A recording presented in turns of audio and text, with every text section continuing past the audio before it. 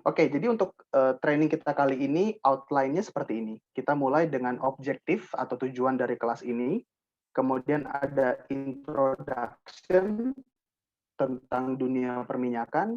Nah, kemudian ada materi utama yaitu reservoir, apakah itu reservoir, apakah itu well atau sumur, bahasa Indonesianya sumur, dan seperti apa produksi oil and gas itu sendiri. Nah, kita masuk ke chapter 0, kelas objektif. Nah, di sini mungkin teman-teman masih belum tahu tentang dunia perminyakan. Gitu. Jadi objektifnya tidak muluk-muluk. Yang pertama adalah mengintroduksi apa itu oil and gas reservoir, karena itu sangat penting. Itu roh dari petroleum engineer, reservoir. Kemudian introduction to oil and gas well. Jadi ada reservoir, ada sumur. Kemudian introduction to oil and gas production. Nah, apa yang teman-teman butuhkan untuk training ini adalah imagination.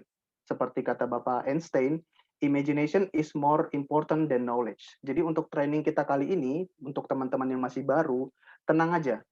Jadi bukan knowledge yang lebih penting saat ini, tapi imajinasi teman-teman. Jadi saya mengundang teman-teman untuk berimajinasi di sepanjang training kita kali ini.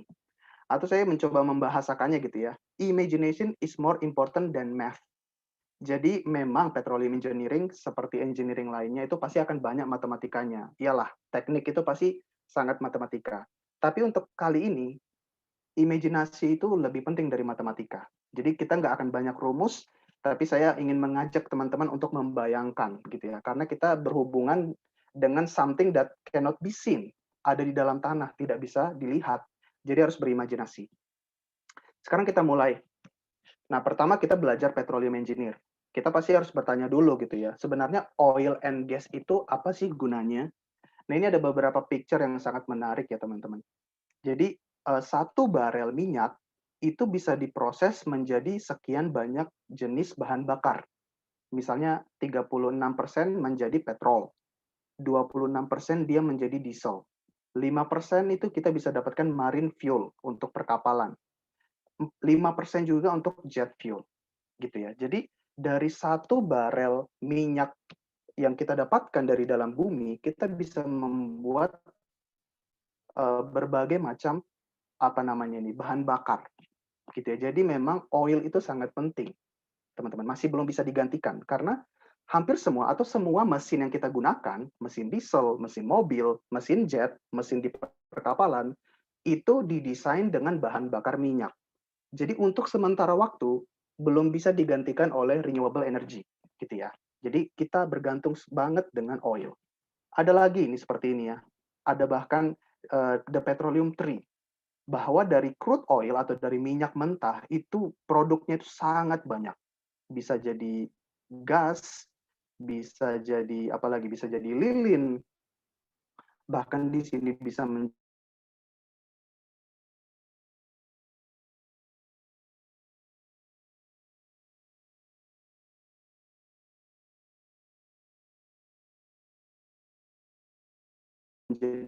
kosmetik, bahan baku obat-obatan juga, itu turunan petroleum juga, rubber gitu ya, kain juga teman-teman, aspal. Kasih buat kita untuk belajar lebih tentang dunia perminyakan. Ini ada lagi contohnya gitu ya, bahwa ketika oil itu dimasukkan dalam kolom namanya kolom distilasi, pemrosesan di sini ya, mungkin teman-teman teknik kimia tahu, dia bisa dipecah, dibentuk menjadi berbagai macam produk. Ada fenol, ada gasolin, ada nafta, seperti itu ya, ada termoplastik, ada kerosen, diesel, aspal, lilin, dan lain sebagainya. Nah, ini sedikit gambaran tentang prosesnya gitu ya, teman-teman. Jadi, kita mendapatkan produk-produk bahan bakar yang kita peroleh, itu dari proses yang namanya distilasi. Jadi ketika dimasukkan bahan bakunya adalah minyak dan proses dalam distilasi, dia dipecah atau dipisahkan berdasarkan titik didihnya menjadi bahan bakutan. Kemudian ada petroleum atau gasolin gitu ya, bensin, minyak gitu ya. Ada kerosen atau jet fuel, ada diesel, ada minyak yang lebih berat, ada lubrikan, oil gitu ya, dan juga aspal yang paling berat, yang paling rendah, yang paling tinggi titik didihnya seperti itu. Jadi ini semua memberikan gambaran untuk menstimulasi teman-teman betapa pentingnya petroleum, betapa pentingnya oil and gas itu, teman-teman. Dan ini ada sedikit gambaran lagi juga untuk memberikan gambaran tentang future petroleum engineering. Banyak sekali yang mengatakan bahwa sebentar lagi oil akan habis. Sebentar lagi renewable energy akan mengganti atau mendominasi. Apakah benar demikian? Ini ada beberapa survei dan penelitian yang dilakukan dari luar negeri oleh Exxon, dan mereka memprediksi bahwa sampai 2040, at least sampai 2040 juara dalam suplai kebutuhan energi dunia. Ya, di sini oil terlihat yang paling tinggi, kemudian natural gas. Nah, yang paling kanan ini adalah bauran energi atau kontribusi energi dari studi nasional. Ada 3 skenario, business as usual, pengembangan berkelanjutan, dan skenario rendah karbon. Nah, dari plot-plot ini, dari grafik-grafik ini, dapat terlihat bahwa untuk minyak yang berwarna abu-abu dan gas yang berwarna biru, kalau minyak dan gas ditambah, ya keduanya gitu ya, maka dapat terlihat bahwa oil and gas itu masih ranking 1 di dalam pemenuhan energi Indonesia. Jadi Indonesia maupun dunia sampai 2040 itu masih mendominasi. Artinya petroleum engineer masih sangat dibutuhkan. Belum selesai sampai di sana, teman-teman. Kita di dunia perminyakan kenal segitiga seperti ini. Yang kita banyak produksi sekarang itu masih adalah conventional gas and oil. Masih banyak cadangan-cadangan dari low perm oil, tight gas, heavy oil, CBM, shale gas, gas hydrate yang belum kita eksplorasi dan eksploitasi. Artinya di sini nih, kita masih fokus di puncak segitiga ini nih. Dan kita itu saja jumlahnya sangat berlimpah gitu ya. Bagaimana kalau kita fokuskan penelitian dan pencarian kita di bagian yang lebih bawah ini? Artinya petroleum itu masih lama sekali umurnya. Gitu ya, karena kita belum eksplorasi banget nih di bagian sini. Dan juga dari minyak itu sendiri, dari konvensional oil and gas itu sendiri, sebenarnya yang kita peroleh, yang kita produksikan, sebagian besar masih di fase primary dan secondary, which is cuma 55% dari apa yang ada di bumi. 45% itu masih menjadi target, dan ini hanya bisa didapatkan dengan enhanced oil recovery. Ini suatu teknologi yang perlu dimutakhirkan supaya kita bisa mendapatkan oil lebih banyak lagi. Gitu ya. Jadi sebenarnya masih sangat besar prospek petroleum engineering, teman-teman. Dan bahkan akan ada yang mengatakan kita bukan sedang kehabisan minyak, kita hanya sedang kehabisan ide untuk menemukannya. Karena memang kita masih cukup sulit gitu ya mengembangkan teknologi ini, gimana membuat teknologi ini murah. Kalau teknologinya murah, kita lebih gampang lagi untuk menggunakan, untuk mengeksplorasi dan mengeksploitasi. Jadi PR buat kita yang mau jadi petroleum engineer atau yang sudah jadi petroleum engineer adalah mempelajari dan mengembangkan teknologi-teknologi ini, teman-teman. Nah, ini juga sedikit gitu ya tentang cadangan kita dari yang paling simple yaitu konvensional natural gas sampai ke paling yang unkonvensional.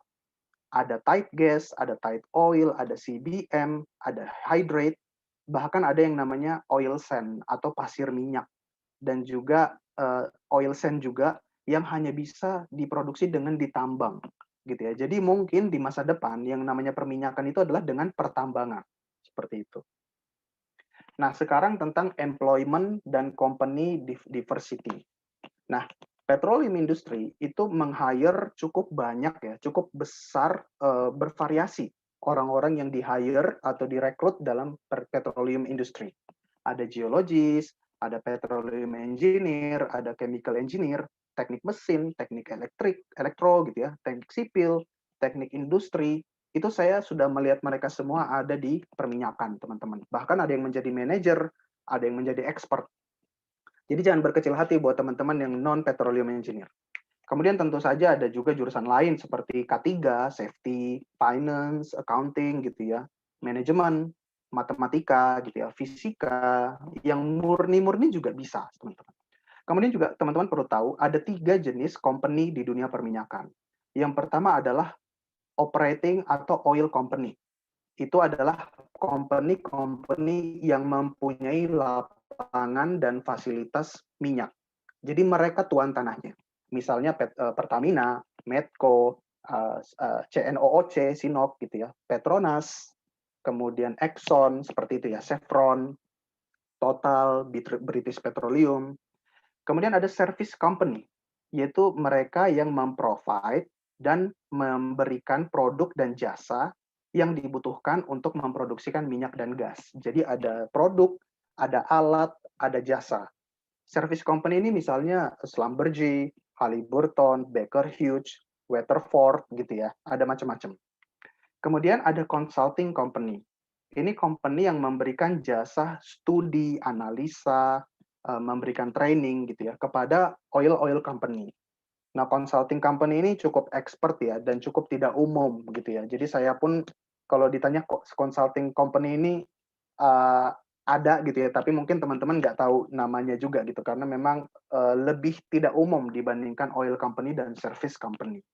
Tapi intinya seperti ini, demografi atau diversity dalam employment dan jenis-jenis company-nya. Kemudian, terus bagaimana kalau saya bukan anak petroleum engineer? Sekali lagi nggak apa-apa, seperti kata Pak Einstein, untuk masuk dunia perminyakan, imajinasi itu lebih penting dulu gitu ya, dibandingkan knowledge yang kalian dapatkan di S1. Karena nanti kalian akan dibentuk ketika masuk dunia perminyakan, masuk kantor, kalian akan di-train, akan dibentuk, dan kalian akan menjadi petroleum engineer yang baik. Ini ada sedikit inspirasi nih ya tentang coding. Nah, ini sedang hype gitu ya, sedang terkenal di dunia LinkedIn atau di YouTube gitu ya. Orang-orang programmer coding ini sedang hype. Dan kita mungkin yang bukan programmer melihat mereka itu kayak dewa sekali gitu ya. Wah, hebat nih bisa machine learning, artificial intelligence. Tapi ini memes dari mereka gitu ya, teman-teman. Bahwa ternyata seorang yang jago membuat coding, jago membuat program, itu sebenarnya ada banyak sekali andil dari Google, Stack Overflow, Indian Guy on YouTube gitu ya, repository dan keberuntungan gitu ya teman-teman. Jadi orang yang kita lihat para coder, para machine learner gitu ya, mereka pun membangun karir dan pengetahuan mereka itu sebenarnya dari hal-hal seperti ini. Nah demikian juga dengan teman-teman yang nanti mau jadi petroleum engineer. Nggak apa-apa, teman-teman bisa belajar dari banyak source, mungkin juga ada butuh keberuntungan gitu ya, ada luck, dan ada training, kalian pasti juga akan jadi, jangan berkecil hati lah, pasti bisa. Nah ini sebelum kita masuk ya, ini masih introduction gitu ya, masih awal-awal gitu ya. Untuk menjadi seorang petroleum engineer, kalian butuh hard skill dan soft skill. Untuk hard skill, engineering analisis, matematika, statistik, critical thinking itu sangat dibutuhkan. Kemudian sangat diharapkan kita jago di dalam Excel.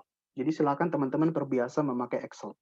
Dan juga software, karena engineer itu pasti sangat menggunakan software. Nah, ada banyak softwarenya, nanti bisa kalian pelajari di industri. Atau buat teman-teman yang mungkin sudah teknik perminyakan, harus kudu tuh dibiasakan menggunakan software, karena itu akan menjadi champion di kantor nanti. Kemudian ujung-ujungnya kita akan berhubungan dengan duit ya. Program-program kita harus ekonomis, jadi kita harus tahu tuh ekonomi seperti apa, walaupun nggak banyak. Kemudian ya ini nilai plus kalau teman-teman bisa programming atau buat coding. Tapi untuk saat ini masih belum menjadi nilai yang utama lah untuk programming. Tapi ini jadi nilai plus gitu ya. Kemudian soft skill ini sangat penting teman-teman. Bahkan makin hari makin penting soft skill gitu ya. Teamwork dibutuhkan, apalagi yang nanti yang kerja di lapangan. Leadership, karena nanti engineer akan memimpin mekanik gitu ya, operator, kru gitu ya. Jadi leadership seorang engineer itu penting. Komunikasi, karena kita akan berbicara dengan para direksi, para manajer, SKK migas, para vendor. Jadi penting sekali komunikasi. Dan juga English fluency, karena memang ini industri yang sangat masif ke kontribusi dari dunia luar, teman-teman. Report itu bisa dalam bentuk bahasa Inggris. Vendor-vendor, penjual-penjual produk, consulting, itu semuanya orang-orang bule gitu ya. Jadi perlu banget nih English fluency, minimal writing dan reading gitu ya. Kalau komunikasi itu bahkan orang Cina juga kadang-kadang agak susah, orang RRC itu susah berkomunikasi dalam bahasa Inggris. Jadi untuk speaking ya nggak apa-apa lah, nggak bagus-bagus banget ya. Tapi untuk writing dan reading itu sangat disarankan harus bisa. Kemudian juga writing dan presentasi, karena kita akan sering meeting dengan atasan, dengan manajer, dan juga mungkin conference atau menulis paper gitu ya. Dan juga work under pressure ini sangat dibutuhkan. Oke, jadi untuk bagian pertama, sekian dulu untuk industrinya gitu ya. Oke, sekarang kita masuk nih ke bagian kedua. Dari tadi introduction, sekarang reservoir. Reservoir itu sebenarnya wadah, artinya wadah gitu ya. Tapi di sini wadah minyak dan gas bumi. Nah, inilah roh dari petroleum engineer, teman-teman. Petroleum engineering, oil and gas industry, yaitu reservoir. Inilah ilustrasinya. Nah, eh, dari manakah sebenarnya oil and gas itu? Mungkin teman-teman masih ada yang membayangkan ya gitu ya. Sebenarnya minyak dan gas bumi itu datangnya dari mana sih? Katanya dari dalam tanah. Terus di dalam tanah itu emangnya ada apa? Gitu ya. Ada yang membayangkan bahwa di dalam tanah itu ada gua seperti ini, ada gua, dan di dalam gua ini ada minyak dan gas. Tapi hello, tidak ada teman-teman di dalam tanah gua seperti ini atau reservoir seperti ini. Tidak ada gitu ya. Jadi, oil and gas do not come from underground lakes atau pool. Jadi minyak dan gas itu tidak datang dari danau atau kolam yang ada di dalam tanah. Kalau ilustrasinya seperti ini, teman-teman. Oil and gas itu bukan datang dari galon gitu ya. Jadi reservoir itu bukan galon yang kosong kemudian berisi air dipompa keluar. Tidak, teman-teman. Reservoir tidak seperti itu. Reservoir itu lebih cocok diibaratkan seperti sebuah sponge yang dia itu banyak pori-porinya dan di dalam pori-pori ini ada air. Gimana caranya air dia keluar? Itu harus kita peras. Nah, seperti inilah ilustrasi dari reservoir. Bukan yang kiri ya, teman-teman. Jadi mulai dari sekarang buat teman-teman yang masih bukan yang non petroleum harus diubah mindsetnya bahwa ternyata reservoir itu atau sumber dari minyak dan gas bumi itu sebenarnya adalah seperti sponge. Nah, sekarang lebih dalam lagi. Jadi di dalam tanah itu tentu saja kita tahu ada batuan. Batuan itu, teman-teman, pasti ada pori-porinya. Ada lubang-lubang kecil yang terdapat di dalam batuan-batuan tersebut. Nah, sumber minyak dan gas kita adalah minyak-minyak dan gas yang tertinggal atau yang tersimpan di dalam pori-pori batuan. Di sini ada ilustrasinya ya, teman-teman. Ada sebuah batuan, di dalam badan batuan ini ada banyak pori-pori, dan di sini ya, perbesar, dan di dalam pori-pori ini terisi dengan fluida. Bisa air, bisa minyak, dan bisa gas. Gitu ya, teman-teman. Ini adalah gambaran kecil. Kalau kita perbesar, bentuk reservoir itu sebenarnya seperti yang di kanan ini, teman-teman. Gitu. Ya, halo? Oke. Ya, jadi reservoir seperti ini, ada seperti kubah, ada sebuah badan di dalam bumi yang bentuknya seperti ini, yang ini menjadi tempat penampungan minyak dan gas. Jadi yang paling bawah adalah water, karena densitas ya, dia mengendap paling bawah. Kemudian di atasnya ada minyak, dan yang paling atas adalah gas, gas cap gitu ya, atau topi gas. Jadi di atasnya ada gas. Nah, jadi seperti inilah teman-teman. Jadi minyak dan gas itu bukan berasal dari kolam di dalam tanah, tapi dari underground rocks yang kita namakan sebagai reservoir. Nah, kalau gambaran lebih realnya itu kira-kira seperti ini, teman-teman. Jadi di dalam tanah itu ada banyak layer-layer, lapisan-lapisan, gitu ya. Dan pada lapisan, pada kedalaman tertentu, terdapatlah oil reservoir seperti ini. Dan pada kedalaman yang lain bisa juga ada gas reservoir, gitu ya. Dan di daerah-daerah inilah kita bor sumur kita, di sini ada lambang sumur gitu ya, dan kita ambil ininya, minyaknya. Sama seperti kita buat sumur sumur permukaan ya, untuk mandi mungkin kalau kita punya rumah di kampung, mungkin masih pakai sumur air gitu ya. Itu sama. Tapi kedalaman oil reservoir itu jauh lebih dalam, ratusan bahkan sampai ribuan meter di bawah gitu ya. Nah, ini ada beberapa gambaran lain ya, permukaan reservoir di dalam bumi itu seperti ini kira-kira, teman-teman. Supaya membantu kita membayangkan atau berimajinasi. Gitu ya. Jadi kata kuncinya di training kita adalah imajinasi. Nah, ini adalah batuan-batuan yang muncul di permukaan, ada gunung, ada bukit gitu ya. Dan kita lihat ada seperti lapisan, seperti sandwich gitu ya, seperti layer cake, yang mana setiap lapisan ini memiliki sifat-sifat batuan yang berbeda-beda. Nah, reservoir kita bisa dibayangkan batuan-batuan atau gunung-gunung di dalam tanah, teman-teman. Dan di dalam gunung-gunung inilah terdapat minyak dan gas. Tugas kita mencari gunung-gunung ini, reservoir ini gitu ya. Jadi seperti ini ilustrasinya. Jadi keep in mind, imajinasi seperti ini reservoir. Nah sekarang pertanyaannya, yang tadi sudah saya tanya, bagaimana kita menemukan reservoir-reservoir itu di dalam tanah? Gitu ya. Apakah di bawah Jakarta ini ada reservoir? Apakah di Balikpapan atau di Tarakan ada? Bagaimana kita tahu? Nah, caranya adalah dengan melakukan eksplorasi, ya. Jadi kita mencari, mengeksplor di mana cadangan-cadangan minyak, di mana reservoir-reservoir minyak. Dan cara paling efektif di dalam eksplorasi adalah menggunakan seismic survey. Nah, ini misalnya survei di lepas pantai gitu ya. Ada dia menembakkan gelombang seismik di situ seperti ini. Dan hasilnya adalah seperti ini. Jadi diledakkan gitu ya untuk melakukan seismic survey, ada gelombang ditembakkan ke dalam bumi dan kita menangkap pantulannya. Nah, pasti kalau kita nemu di dalam tanah batuan, kemudian ada minyak, ada gas, ada air, itu pasti kecepatan pantulannya berbeda-beda. Nah, kalau kita tangkap semua respon itu dan kita buat gambarnya, maka kita akan mendapatkan seismik seperti ini, teman-teman. Gitu ya. Ini bukan ranah petroleum engineer. Ini lebih ranah ke geofisika. Tapi kita butuh sedikit picture supaya kita lebih kebayang, teman-teman. Nah ini ya, seperti ini. Inilah gambaran asal-muasal reservoir tadi yang kita bisa bayangkan. Awalnya adalah seismik seperti ini. Atau juga seperti ini, teman-teman. Sebenarnya adalah penampakan-penampakan seperti ini. Gitu ya. Yang oleh teman-teman geofisika dengan ilmu mereka gitu ya. Mereka bisa menginterpretasi, teman-teman. Daerah yang berwarna itu artinya apa? Daerah yang lebih putih itu artinya apa? Gitu ya. Nah, dari sini, dari beberapa literatur yang saya ambil, bahwa mereka dengan menggunakan hasil seismik, mereka evaluasi, mereka interpretasi, mereka bisa melihat nih ada perbedaan.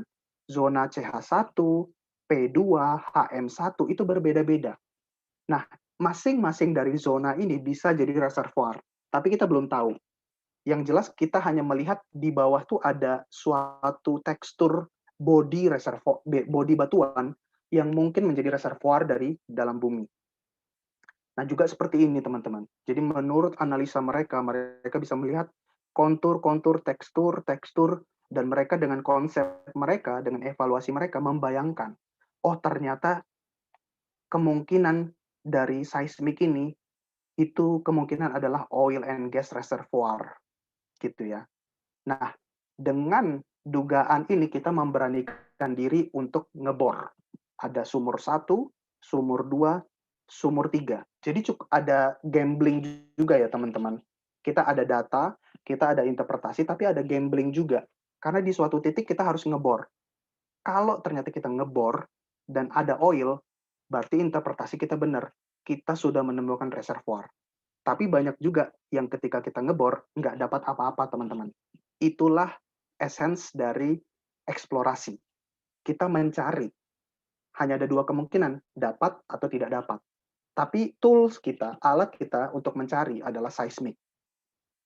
Nah, itu tadi sudah selesai di seismik. Sekarang kita mau membayangkan sebenarnya struktur reservoir itu seperti apa. Atau elemen dari reservoir. Nah, itu teman-teman bisa fokus ke bagian yang tengah. Jadi ini adalah suatu segmen dari reservoir, ada yang namanya source rock atau batuan sumber.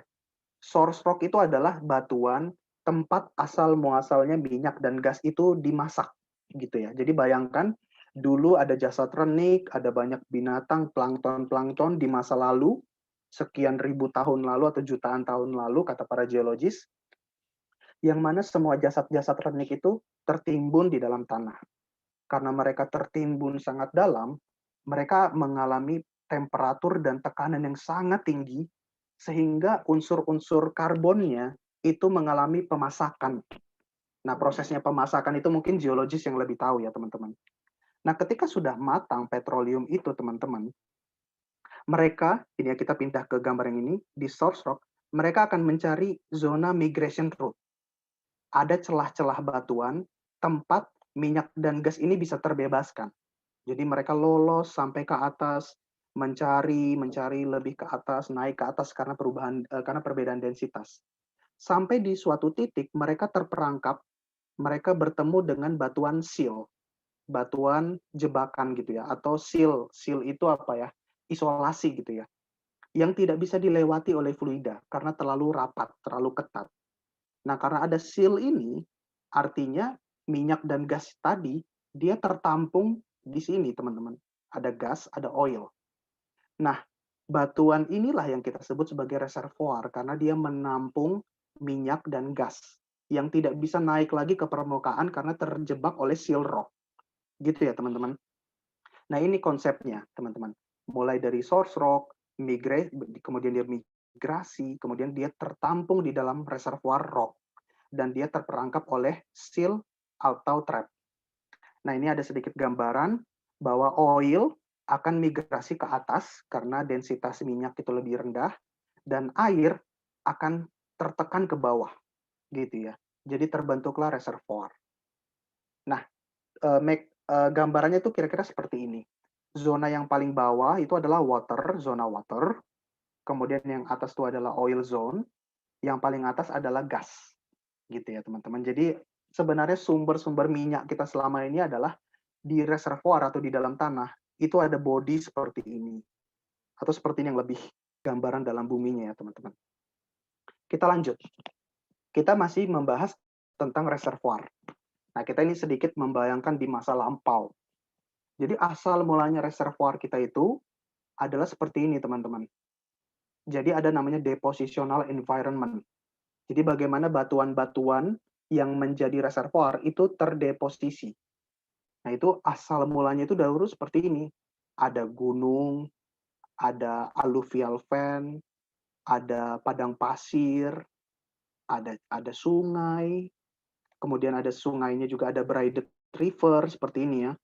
Dan mereka di tepi-tepi pantai itu membentuk delta gitu ya. Kemudian ada lepas pantai, di bawah ini ada submarin, ada abyssal. Nah, mikroorganisme di zaman lalu itu ada di sini, khususnya yang ada di dalam laut, tapi ada juga di sungai. Ketika terjadi peristiwa geologi di masa lampau, mereka mati, mereka tertimbun, dan mungkin ada something happen di dunia kita ya, di bumi kita ada gempa. Jadi kerak-kerak bumi itu berubahlah strukturnya, something happen yang akhirnya semua yang kita lihat di gambar ini itu tertimbun di dasar dalam tanah. Dan mereka mengandung unsur-unsur minyak dan gas tadi. Mereka lah yang menjadi reservoir. Nah, ini ilmu ini dipelajari oleh teman-teman geologi yang nantinya bisa memberikan informasi kepada petroleum engineer sebenarnya reservoir kita itu masa lalunya apa. Nah, dengan kita pengetahuan akan masa lalu seperti ini, kita bisa membayangkan, kita bisa menganalisis karakter dari reservoir saya itu seperti apa. Performance-nya seperti apa. Nah, itu kita akan lebih bahas di belakang. Performa reservoir itu apa sih maksudnya gitu ya. Tapi itu asal-muasalnya itu adalah depositional environment seperti ini. Nah, sekarang kita kembali lagi ke trap atau ke jebakan yang saya tadi sebutkan. Reservoir itu ada banyak jebakannya. Ada jebakan yang namanya structural trap.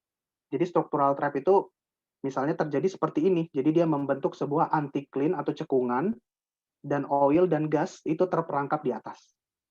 Nggak bisa lolos karena ada seal.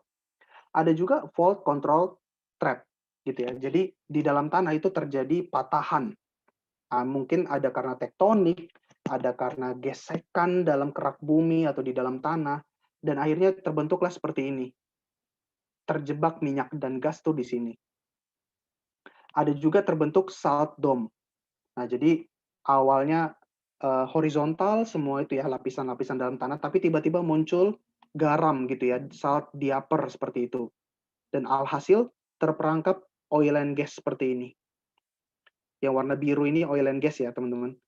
Nah, ini semua yang akan kita cari dengan menggunakan seismik dan kita bor. Jadi di dalam tanah itu seperti itu. Ada juga yang terperangkap seperti ini.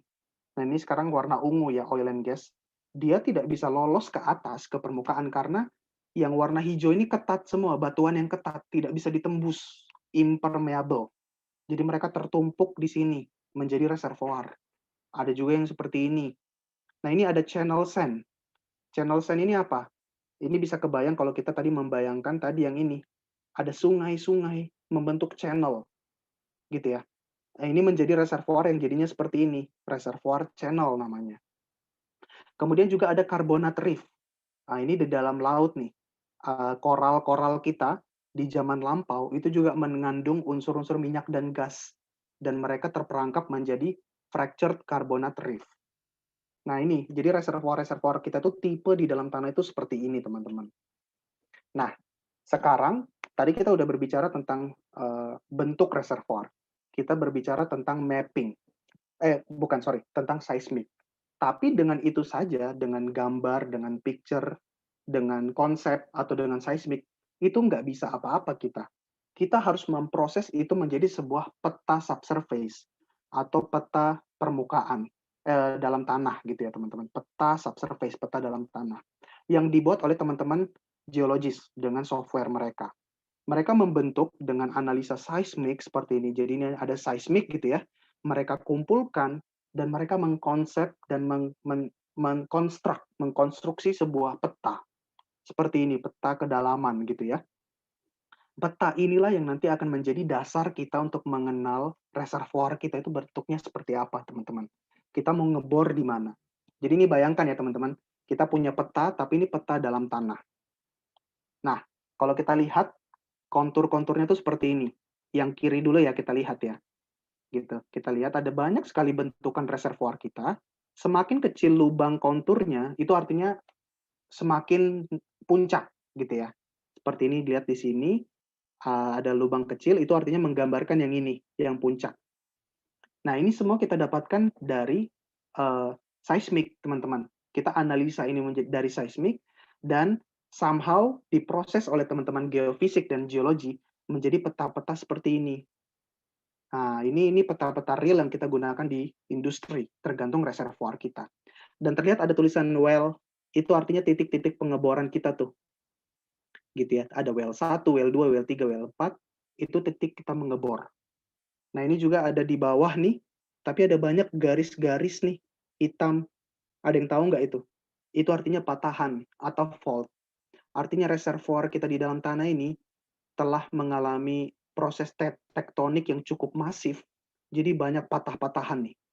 Nah, patah-patahan itu menjadi jebakan juga untuk oil dan gas. Nah, ini ya, jadi semakin kebayang ya ternyata reservoir itu seperti apa, gitu ya. Nah, ini silakan teman-teman ini mulai menikmati nggak sebenarnya petroleum itu seperti apa. Saya pribadi sih seorang teknik kimia, membayangkan ini tuh enak banget gitu ya teman-teman. Membayangkan di dalam tanah itu ada seperti gunung yang di dalamnya ada minyak dan kita mencari dan kita mempelajarinya. Nah, ini juga ini cara menggambar konturnya ya yang lebih detail. Kita lihat nih, kalau kita lihat dari atas petanya seperti ini. Kalau kita lihat penampangnya dari samping, itu kira-kira seperti ini. Ini dilakukan oleh teman-teman geologis, mereka juga sedang mempelajarinya ketika S1, dan kita gunakan produknya berupa peta, yang kita bisa gunakan untuk ngebor dan lain-lain. Nah, kemudian kita juga tidak butuh cuman peta, karena peta itu kan masih cuman 2 dimensi gitu ya. Kita butuh reservoir tuh 3 dimensi untuk masuk dalam simulasi atau modeling. Nah, caranya gimana supaya kita dapat 3 dimensi? Kita menggabungkan peta dengan apa namanya well correlation. Jadi kita punya pengukuran. Nanti ini dibahas lebih detail setelah ini gitu ya. Jadi kita ngebor nih semua sumur. Kita punya data namanya data logging. Gitu ya. Logging 1 di sumur 1, 2, 3, 4, 5. Kemudian kita korelasikan. Nah, setelah korelasikan kita mulai kebayang nih ternyata reservoir saya persebarannya itu seperti ini konsepnya. Nah, ini juga dia bisa gabungkan data logging itu dengan seismik dan dia mulai menggambarkan strukturnya itu kira-kira seperti ini. Nah, picture-nya atau simbolnya itu kira-kira seperti di bawah, teman-teman. Dari sumur S38, S6, S6, S6J4, itu mereka mengkorelasikan data sumur satu ke sumur berikutnya seperti ini. Jadi reservoirnya itu kira-kira seperti ini ya, yang tipis-tipis ini ya. Nah, ini reservoirnya tipis-tipis nih kalau kasusnya dia ini gitu ya. Tapi intinya, dia menggabungkan data ini, data logging per sumur untuk membayangkan badan reservoir itu seperti apa. Nah, sekarang kita mulai membayangkan, reservoir itu ada macam-macam bentuknya. Ada seperti ini ya, teman-teman. Nah, ada banyak layer-layer gini, teman-teman. Gitu. Nah, kalau kita mau membayangkan, kita lihat lagi nih peta bentukan di permukaan. Kira-kira reservoir kita itu seperti ini. Ada lapisan-lapisan yang berbeda warna, yang berbeda rongga gitu ya. Seperti ini. Nah, kita juga melihat ada reservoir yang mengalami banyak patahan. Seperti tadi saya sebutkan, dia banyak fault. Mungkin karena di sini proses tektoniknya itu cukup masif gitu ya. Dan alhasil dia membentuk skematiknya tuh seperti ini. Yang kuning ini matriks atau badan batuan, tapi yang putih-putih ini menjadi fracture gitu ya. Jadi ada rekahan-rekahan yang bisa menjadi jalan aliran minyak dan gas.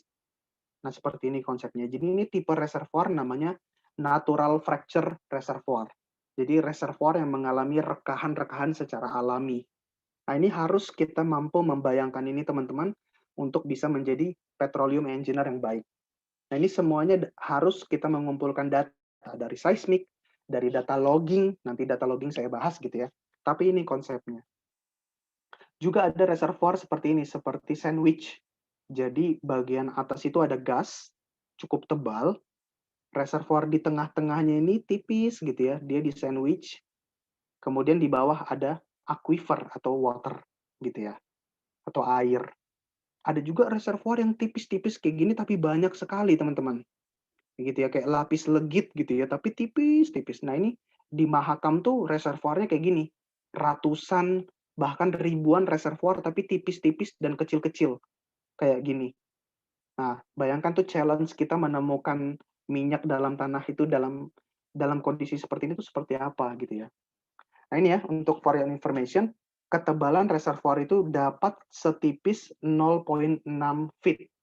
Jadi dia cuma sekitar berapa inci gitu ya. Reservoir tuh bisa setipis itu, tapi bisa setebal juga menara Monas nih, gitu ya. Monas tinggi banget kan, reservoir bisa setebal itu, atau bahkan setipis cuman 0,6 feet. Nah, ini harus kita cari nih, kita eksplorasi, kita temukan di mana reservoir ini, kita bor dan kita produksikan. Nah, untuk reservoir yang dulunya sungai, banyak juga di Mahakam, di delta Mahakam tuh seperti ini. Gitu ya, pool-pool gini, tipis-tipis gitu ya, cekungan kayak lensa gitu ya. Dan kita harus pintar-pintar nih ngebor di mana supaya kita nemu minyak dan gasnya. Gitu ya, seperti itu. Untuk reservoir yang dulunya itu di pantai atau di tepi di sungai atau di tepi pantai itu seperti ini sekarang bentukan reservoirnya. Oke. Nah, jadi kita baru aja membahas tentang bentuk-bentuk reservoir supaya lebih kebayang. Sekarang kita masuk ke sifat-sifat batuan, gitu ya. Jadi nggak cukup nih cuman mengkonsep-konsep begini nih, nggak cukup. Kita harus lebih detail lagi melihat. Nah, kita harus melihat nih sifat-sifat batuan kita seperti apa. Karena bisa jadi kita punya reservoir, tapi batuannya itu ketat dan kita ketika kita alirkan nggak bisa ngalir, sama seperti valve atau keran atau pipa tersumbat. Bisa jadi. Nah, jadi kita harus pelajari. Nah, cara kita mengetahui sifat batuan itu adalah dengan mengambil batuan core. Namanya core gitu ya.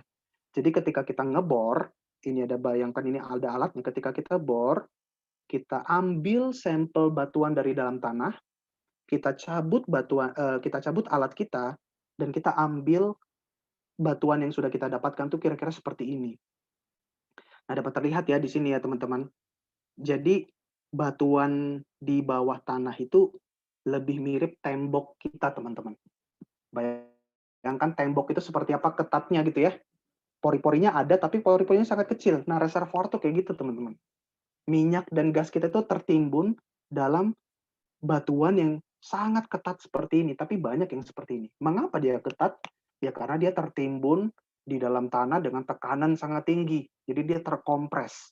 Inilah yang kita dapatkan dan kita pelajari. Nah, ini ada contoh nih untuk batuan di daerah yang ada fracture atau fault-nya atau patahannya. Ini terlihat nih ya. Jadi ketika dia ambil batuan, terbukti, oh memang ada fracture nih, seperti ini nih, yang robekan cukup besar nih. Ini memberikan informasi tambahan tentang sifat-sifat reservoir kita. Nah, dari core tadi kita menganalisa ada banyak sifat reservoir atau sifat batuan. Yang pertama adalah namanya litologi. Lito ini artinya batu, logi ini artinya ilmu. Simpelnya adalah litologi ini adalah jenis batuannya apa sih? Nah, reservoir paling terkenal tuh ada sekian jenis batuan. Ada namanya sandstone, batuan pasir seperti ini. Ada namanya limestone. Ini awal mulanya adalah koral-koral di dalam laut, dia menjadi limestone. Seperti ini. Ya, banyak unsur kapurnya di sini. Ini di dalam laut banyaknya gitu ya. Kemudian ada juga dolomite. Ini ketiga di atas ini bagus dia menjadi reservoir karena propertinya, sifatnya, porositasnya cukup banyak, cukup besar.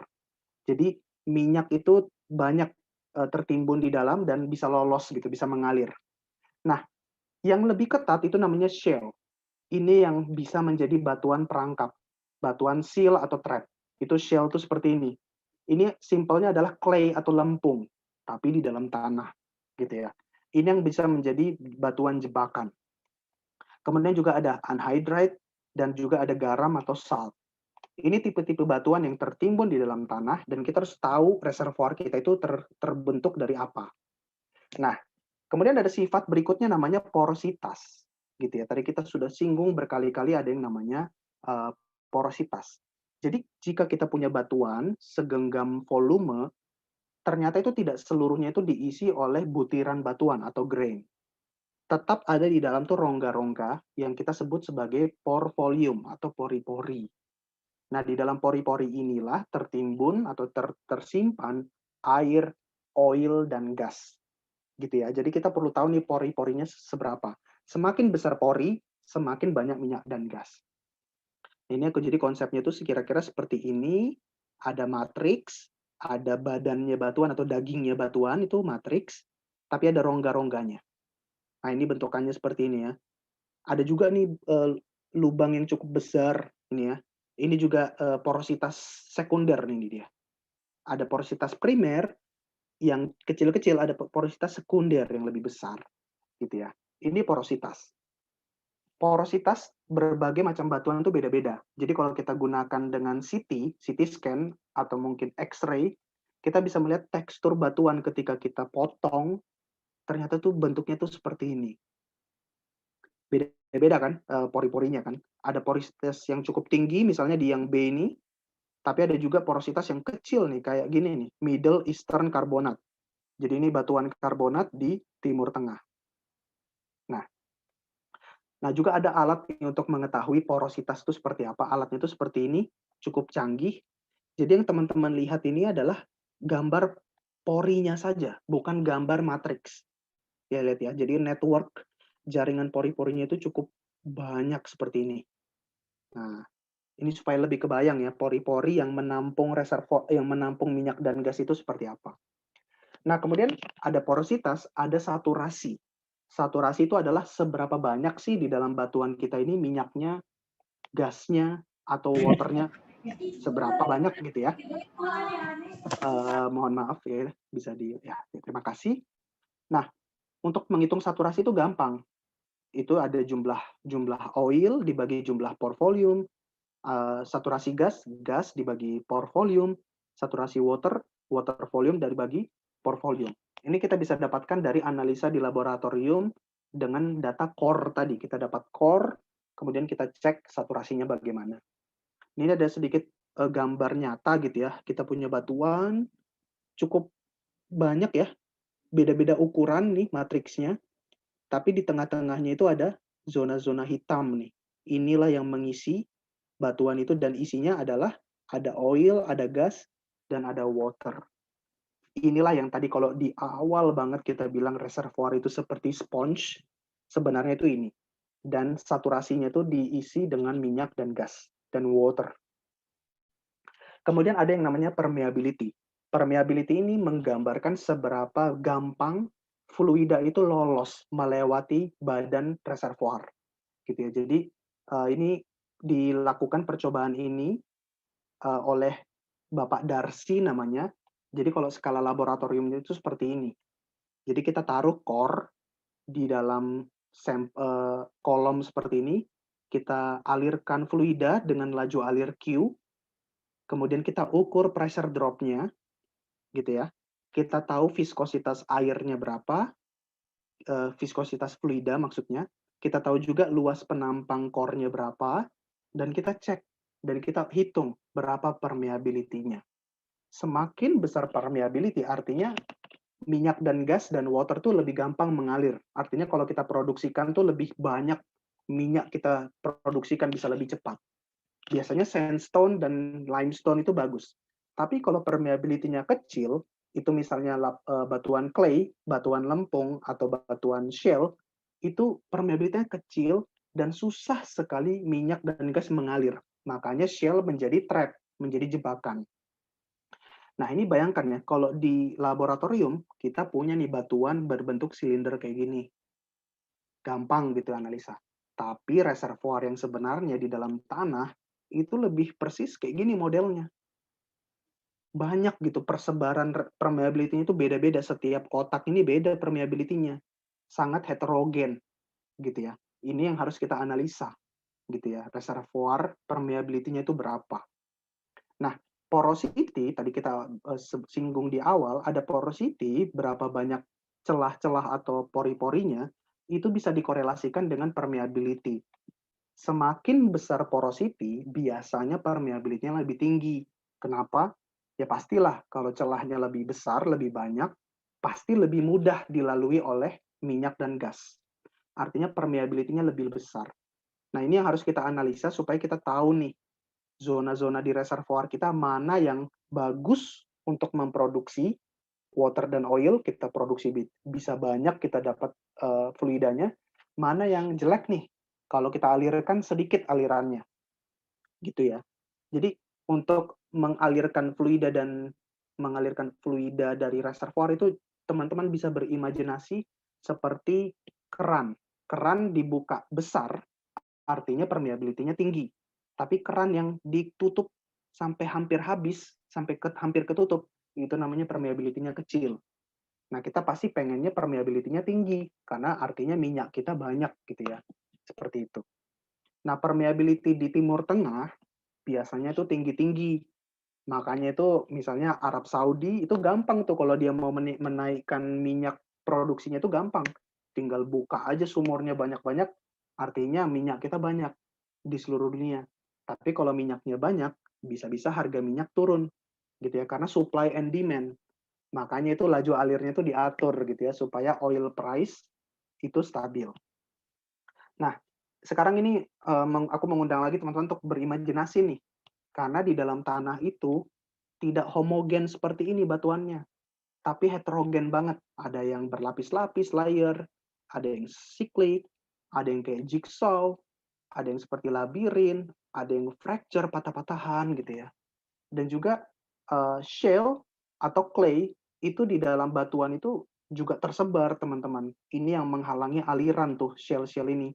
Ada seperti laminar, ada structural, ada yang dispersed seperti ini. Jadi di batuan sandstone atau di batuan reservoir kita banyak tertimbun shale-shale kayak gini. Ini yang bisa menghalangi aliran kita jadi tidak bagus. Ya, jadi reservoir di dalam tanah itu seperti ini, teman-teman, propertinya. Atau kalau mau lebih membayangkan dunia nyata, kita lihat aja nih, ini ada core, kita lihat penampangnya. Beda-beda kan? Ada yang warna putih, ada yang warna lebih gelap, gelapnya lebih banyak, ada yang tebal, ada yang tipis-tipis. Itu artinya porosity-nya beda di situ. Permeability-nya berbeda di situ. Saturasinya berbeda di tiap lapisan, tiap layer ini beda-beda, teman-teman. Seperti itu. Dan juga dapat lihat di sini nih. Ini kalau penampakannya di permukaan gitu ya. Lihat kan ada beda warna, ada beda beda tekstur, beda kerapatan. Itu artinya reservoirnya berbeda properti. Nah, ini contoh di permukaan fracture tuh seperti apa terlihat ya. Ada banyak bukaan-bukaan, patahan-patahan. Nah, ini di dalam tanah itu menjadi fracture. Jadi ini membantu kita membayangkan sifat-sifat batuan di reservoir kita seperti apa. Sekarang kita masuk, tadi ada batuan, sekarang kita bahas fluida, gitu ya. Jadi karena ada batuan, ada fluida. Dua ini tidak terpisahkan. Batuan itu reservoir menjadi rumahnya, tapi fluida itu yang menjadi minyak dan gasnya, gitu ya. Nah, kita punya minyak dan gas itu kita sebut petroleum product, dan itu ada banyak sekali jenisnya, teman-teman. Di reservoir itu juga ada sangat banyak jenisnya. Ada seperti ini nih, untuk teman-teman kayaknya pasti udah tahu lah ya, atau sedikit banyak tahu, karena pasti di kimia ketika kita SMA kita belajar ini gitu ya.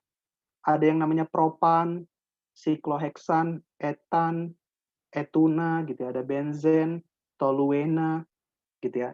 Ini semuanya sedikit banyak di bawah tanah itu ada, di reservoir itu ada.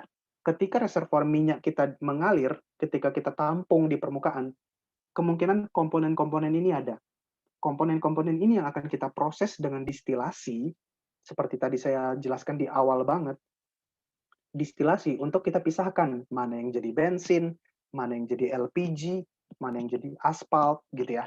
Nah ini semuanya itu ada di dalam crude oil, ada di dalam senyawa petroleum ini. Ini ada sedikit aja nih untuk menggambarkan struktur dari molekulnya. Molekul metan itu seperti apa? Ini simple gambarnya aja ya.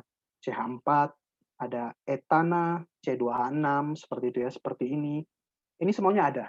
Dan memiliki nilai kalor yang berbeda-beda, titik didih yang berbeda-beda. Jadi ini membentuk petroleum produk yang juga nantinya akan berbeda-beda. Ada propan, ada butan, seperti itu. Nah, setiap dari komponen-komponen tersebut memiliki PT phase diagram. Ya, ini ada diagram fasa, fisika kayaknya kimia juga belajar, termodinamika juga belajar, teman-teman teknik kimia pasti tahu. Semua itu punya diagram fasa seperti ini. Pentingnya apa sih, Bang? Ini ya, diagram fasa seperti ini. Pentingnya adalah untuk mengetahui petroleum kita itu gas atau liquid, gitu ya. Di dalam tanah, dia mungkin liquid, tapi ketika dia diproduksikan, dia bisa jadi gas.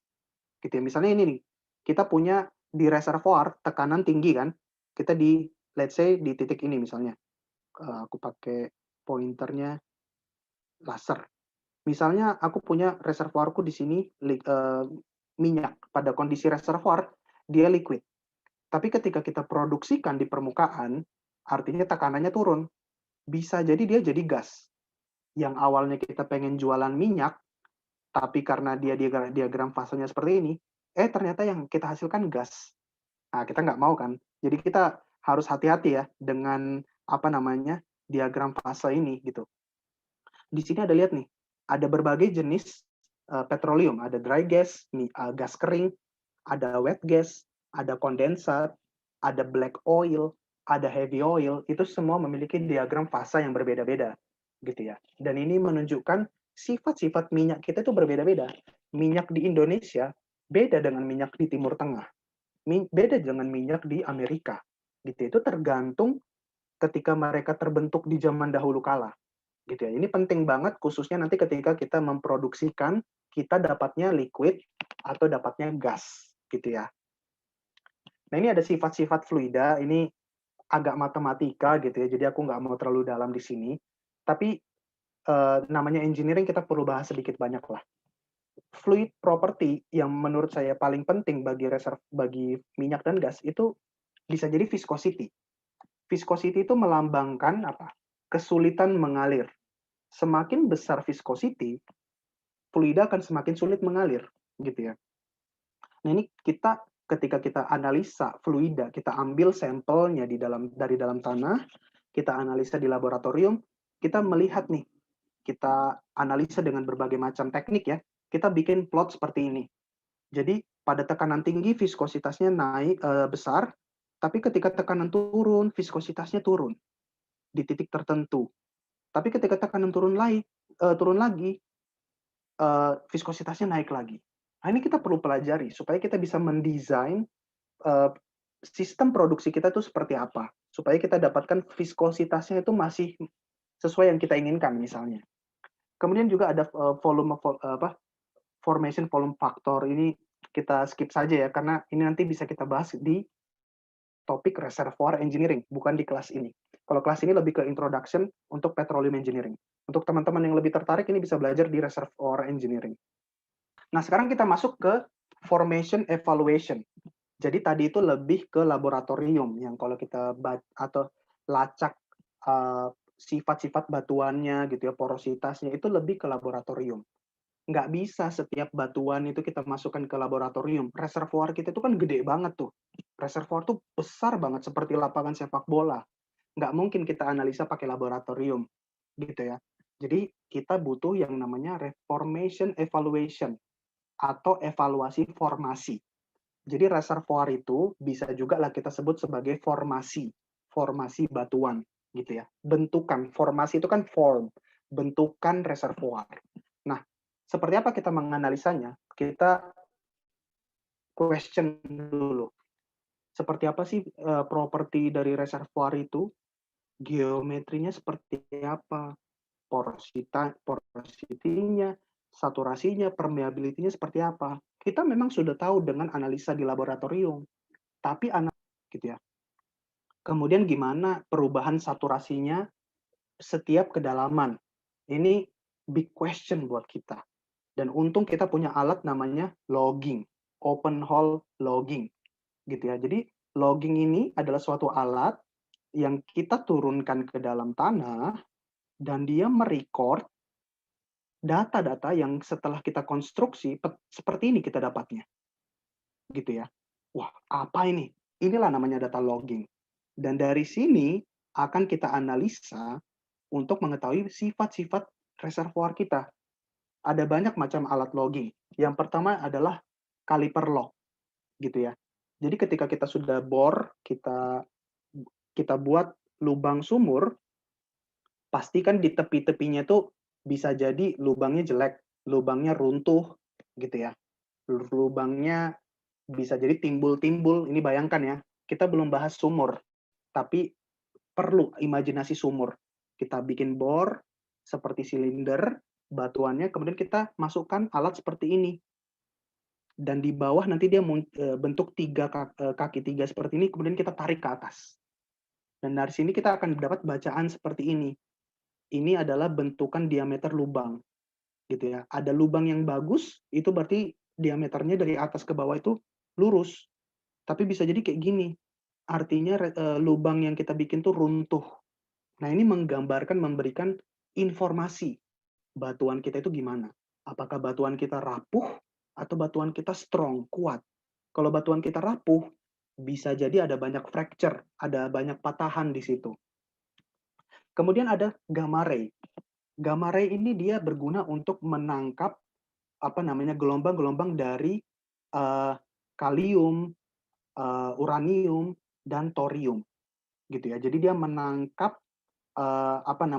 radiasi gamma dari dalam reservoir. Radiasi gamma itu banyak dihasilkan oleh shale.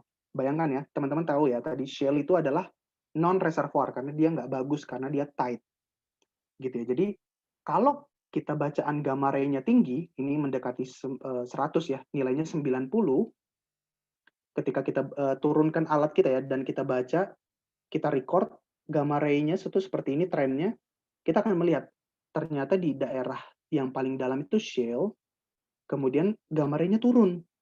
Gamma ray turun berarti kemungkinan ini bukan shale, bisa jadi batuan reservoir.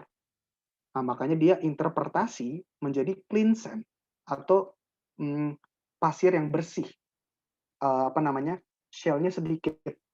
Kemudian dia naik lagi. Gamma ray-nya agak membesar jadi 50. Oh, berarti itu shelly sand. Artinya sand yang ada banyak shell-shellnya. Kemudian dia naik lagi. Oh, dia shell lagi. Jadi kebayang ya, dari bawah ke atas, lapisan-lapisan batuan reservoir itu seperti apa tuh kebayang. Nah, kemudian ada namanya spontaneous potential. Ini seperti gamma ray juga. Dia berguna untuk mengetahui lapisan mana yang permeable, yang punya permeability bagus, yang mudah dialiri, dan mana yang tidak.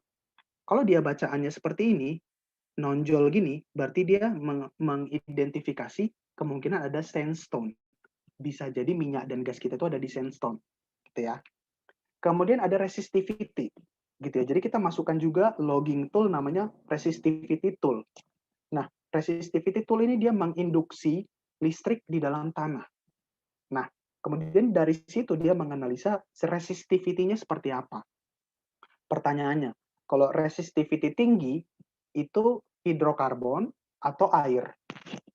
Nah, ini silakan teman-teman bayangkan sendiri. Kalau dia resistivity, berarti kemungkinan dia hidrokarbon. Karena kalau dia air, berarti dia konduktif. Konduktif tinggi berarti resistivity rendah. Nah, jadi kira-kira seperti ini. Jadi ini dinding lubang bor kita ya, teman-teman. Bit ini artinya mata bor. Jadi ini ada diameter mata bor, dia ngebor di sini, gitu ya. Dan dia turunkan logging tool seperti ini dan dia baca. Nah, hasil bacanya tuh kayak gini. Oh, ini resistivity rendah. Kemudian naik, resistivity tinggi di sini. Dia naik lagi, resistivity lebih tinggi lagi di sini. Nah, resistivity tinggi, kemungkinan itu apa? Minyak atau gas. Jadilah dia menginterpretasi, menafsirkan, menganalisis kemungkinan di kedalaman, misalkan di kedalaman 1000 meter dari dalam sumur kita, itu minyak dan gas. Di bawah lagi itu water. Nah, seperti itu ya. Jadi kita mengetahui di kedalaman mana ada minyak, ada gas, itu dengan resistivity. Kemudian juga ada namanya density tool.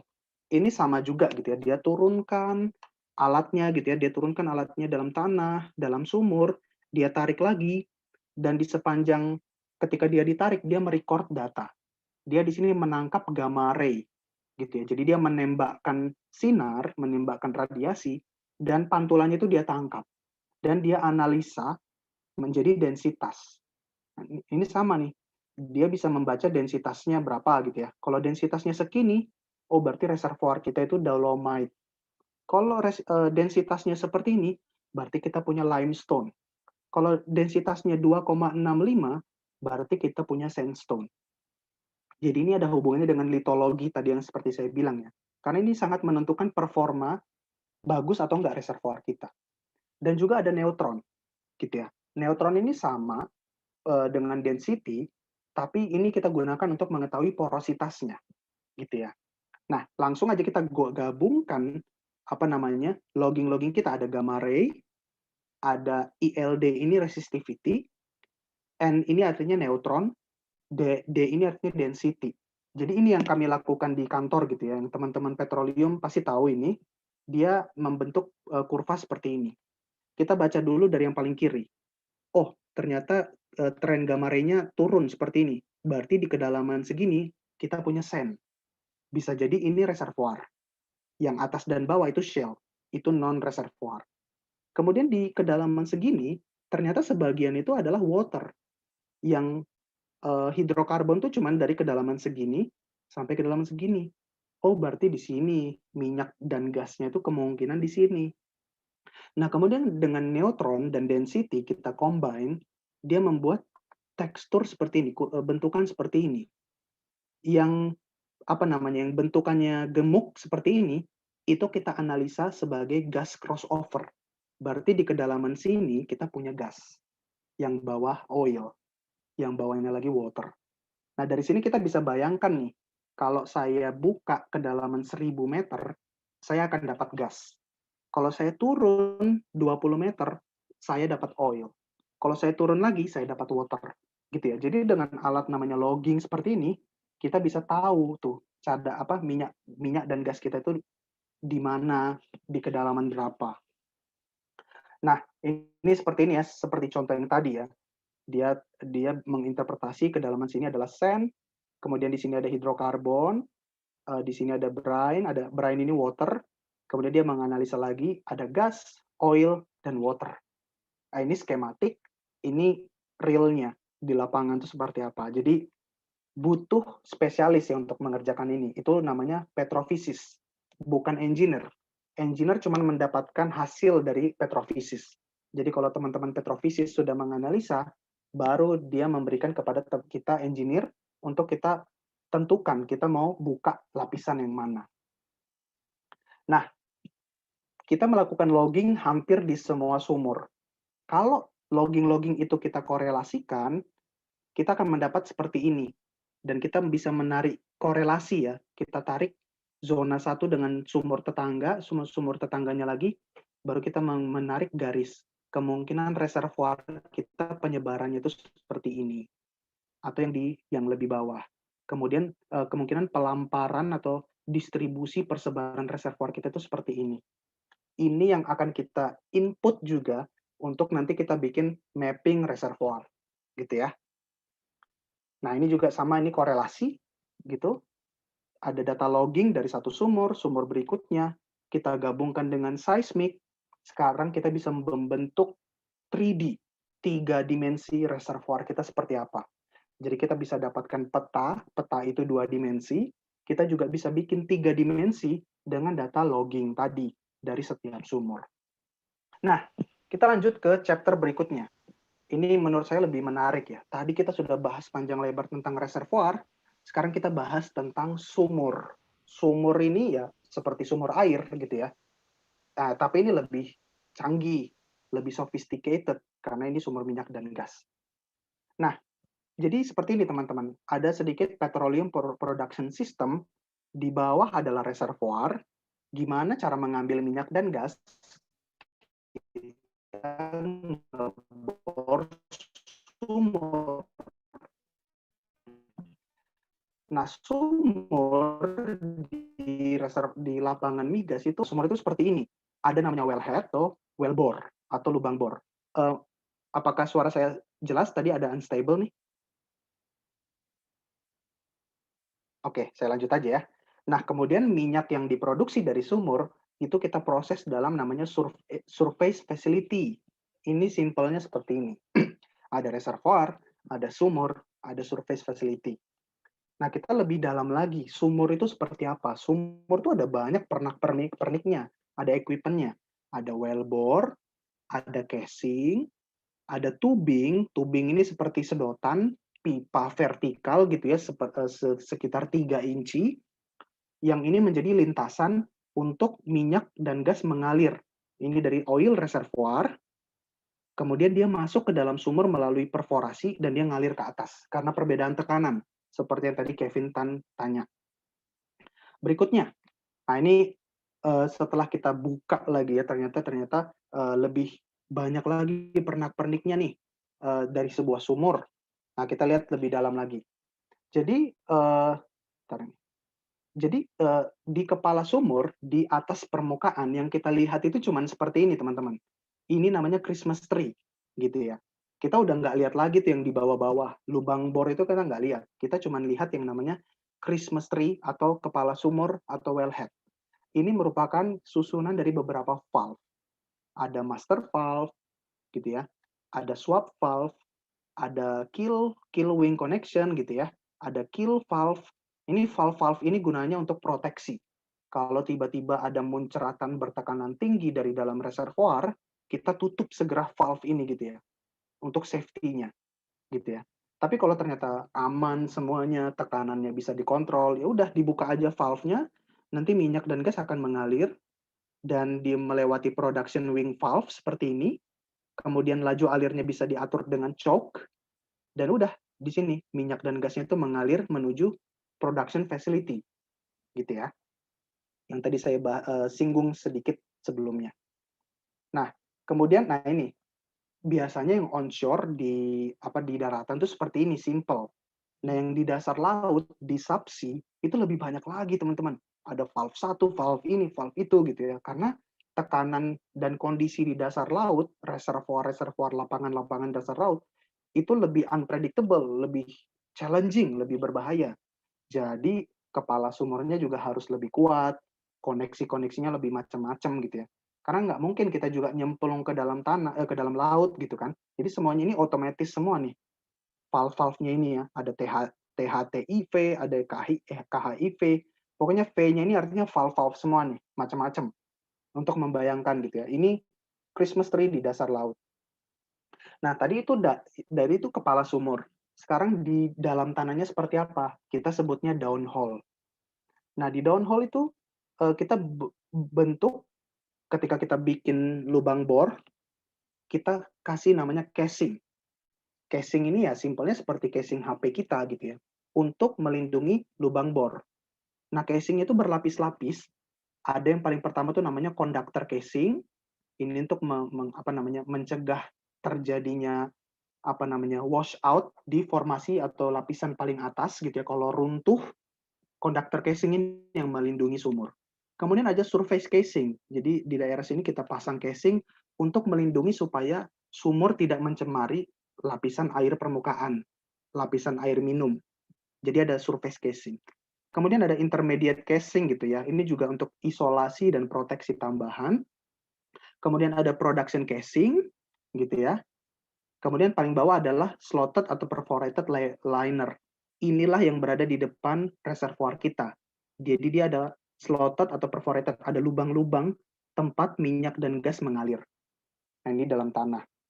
Nah, kemudian ada juga yang namanya tubing seperti yang tadi saya bilang. Jadi ini sumur, ini ada casing, tempat mengalirnya minyak dan gas itu adalah tubing, seperti pipa vertikal ini ya.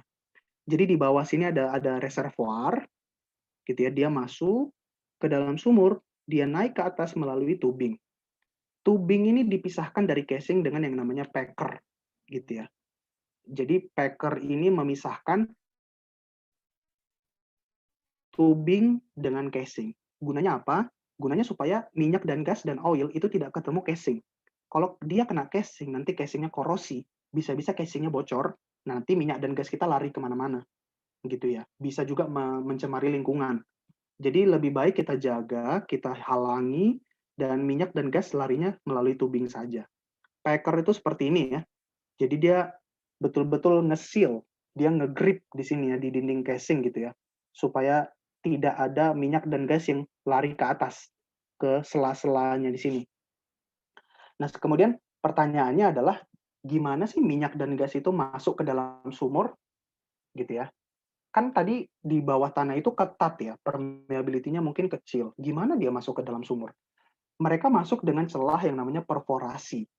Jadi di bawah tanah, ini kita turunkan namanya gun perforasi, ada seperti eksplosif, ada seperti alat peledak gitu ya. Kita turunkan, kita tentukan kedalaman berapa, tergantung logging analisis kita tadi. Tadi saya bahas logging gitu ya.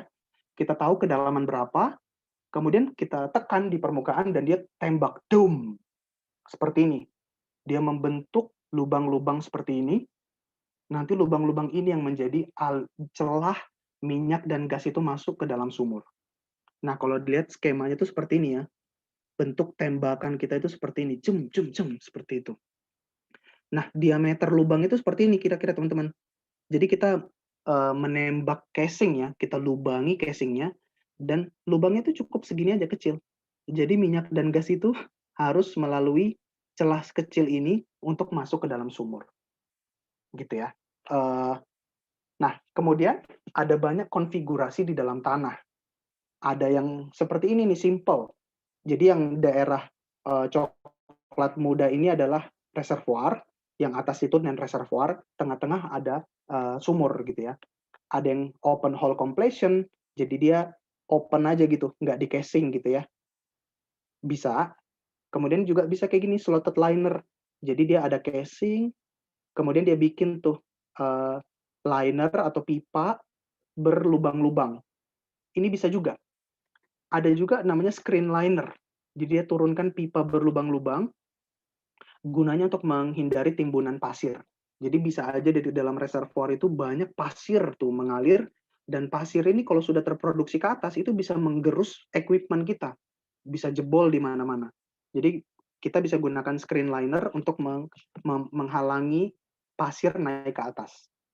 Nah, ada macam-macam. Tadi itu tidak ada perforasi, ya, namanya open hole. Ada juga yang kita pakai perforasi seperti ini. Jadi kita pasang casing, kita tembak, boom, mengalirlah oil dan gas. Gitu ya. Kalau ini liner ya, liner kita perforasi. Kalau yang ini casing, kita perforasi. Nah, tapi ada tubingnya. Yang kanan itu dia nggak punya tubing. Ini bisa juga, misalnya kita mau bikin sumur yang ramping atau slim hole. Beda-beda situasinya, berbeda-beda juga desain sumur kita. Ada juga yang kayak gini, kalau misalnya reservoir kita banyak layernya, ada layer 1, layer 2 gitu ya. Kita bisa bikin satu atau kita bisa bikin beda nih. Perforasi di formasi 1, ada perforasi di formasi 2 gitu ya. Tapi kita gabungkan bareng-bareng di dalam sumur. Jadi tubingnya cuma satu. Atau bisa juga kayak gini, formasi 1, dia ngalirnya ke pipa yang satu, ke tubing yang satu, formasi yang kedua, larinya ke tubing yang lain, supaya kita pisahkan berapa minyak dari formasi 1, berapa minyak dari formasi 2. Nah, ini semuanya kita rencanakan sebagai petroleum engineer. Desain sumur kita itu seperti apa, gitu ya. Atau bisa juga kita bikin horizontal well, gitu ya. Misalnya kita pengen resapan sumur kita lebih luas, kita bisa bikin horizontal well. Nah, ini teman-teman yang mau jadi drilling engineer, di sini kuncinya. Nah, drilling engineer nggak harus petroleum, mereka bisa dari mechanical. Banyak yang dari mechanical, teman-teman, karena memang drilling itu perlu pengetahuan mekanik yang cukup oke gitu ya. Dia bisa bikin kayak gini, atau bikin multilateral, ini lebih canggih lagi gitu ya. Intinya kita mendesain sumur supaya mengakses sebanyak dan seluas mungkin reservoir gitu ya. Kemudian, nah ini seperti tadi saya bilang, reservoir di dalam tanah itu macam-macam jenisnya. Ada yang banyak banget lapisannya kayak gini nih. Tuh. Misalnya di daerah Delta Mahakam gitu ya. Itu kayak gini reservoirnya. Nah, kita harus bikin sumur kita itu dalam, berkilo-kilometer. Jadi jangan bayangkan reservoir itu cuman puluhan meter gitu ya. Enggak. Sumur itu, tubingnya atau casingnya itu bisa lebih tinggi dari gedung. Atau bisa lebih tinggi dari Monas. Bayangkan gitu ya, kita bikin tubing pipa 4 inci atau 3 inci, tapi setinggi Monas. Supaya apa? Supaya kita bisa nemu reservoir sebanyak mungkin dan kita produksikan. Nah, ini seperti ini. Atau bisa juga misalnya kita bikin di offshore. Kalau offshore kan kita susah ya mau bikin banyak sumur ya, karena gerakan kita terbatas. Kita cuma ada di platform.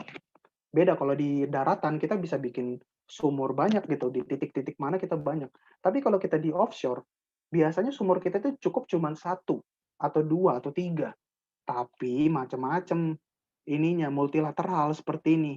Supaya dia bisa mengakses banyak reservoir. Nah, ini reservoir ini ada TEKI, TEKI 61, TEKI 60, TEKI 57, TEKI 55. Sebanyak inilah reservoir yang harus dia baca dari seismik, dia analisis dengan logging, dan dia akses dengan drilling.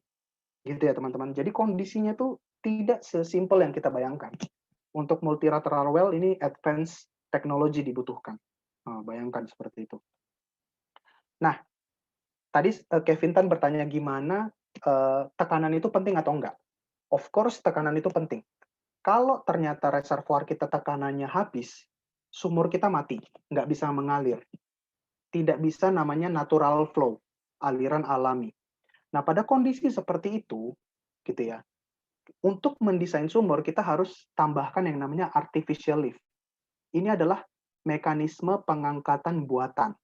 Jadi yang awalnya minyak dan gas kita nggak bisa mengalir alami, kita tambahkan alat namanya artificial lift supaya mereka bisa mengalir. Simpelnya kayak gini deh. Misalnya kita mau minum, kita minum dari galon.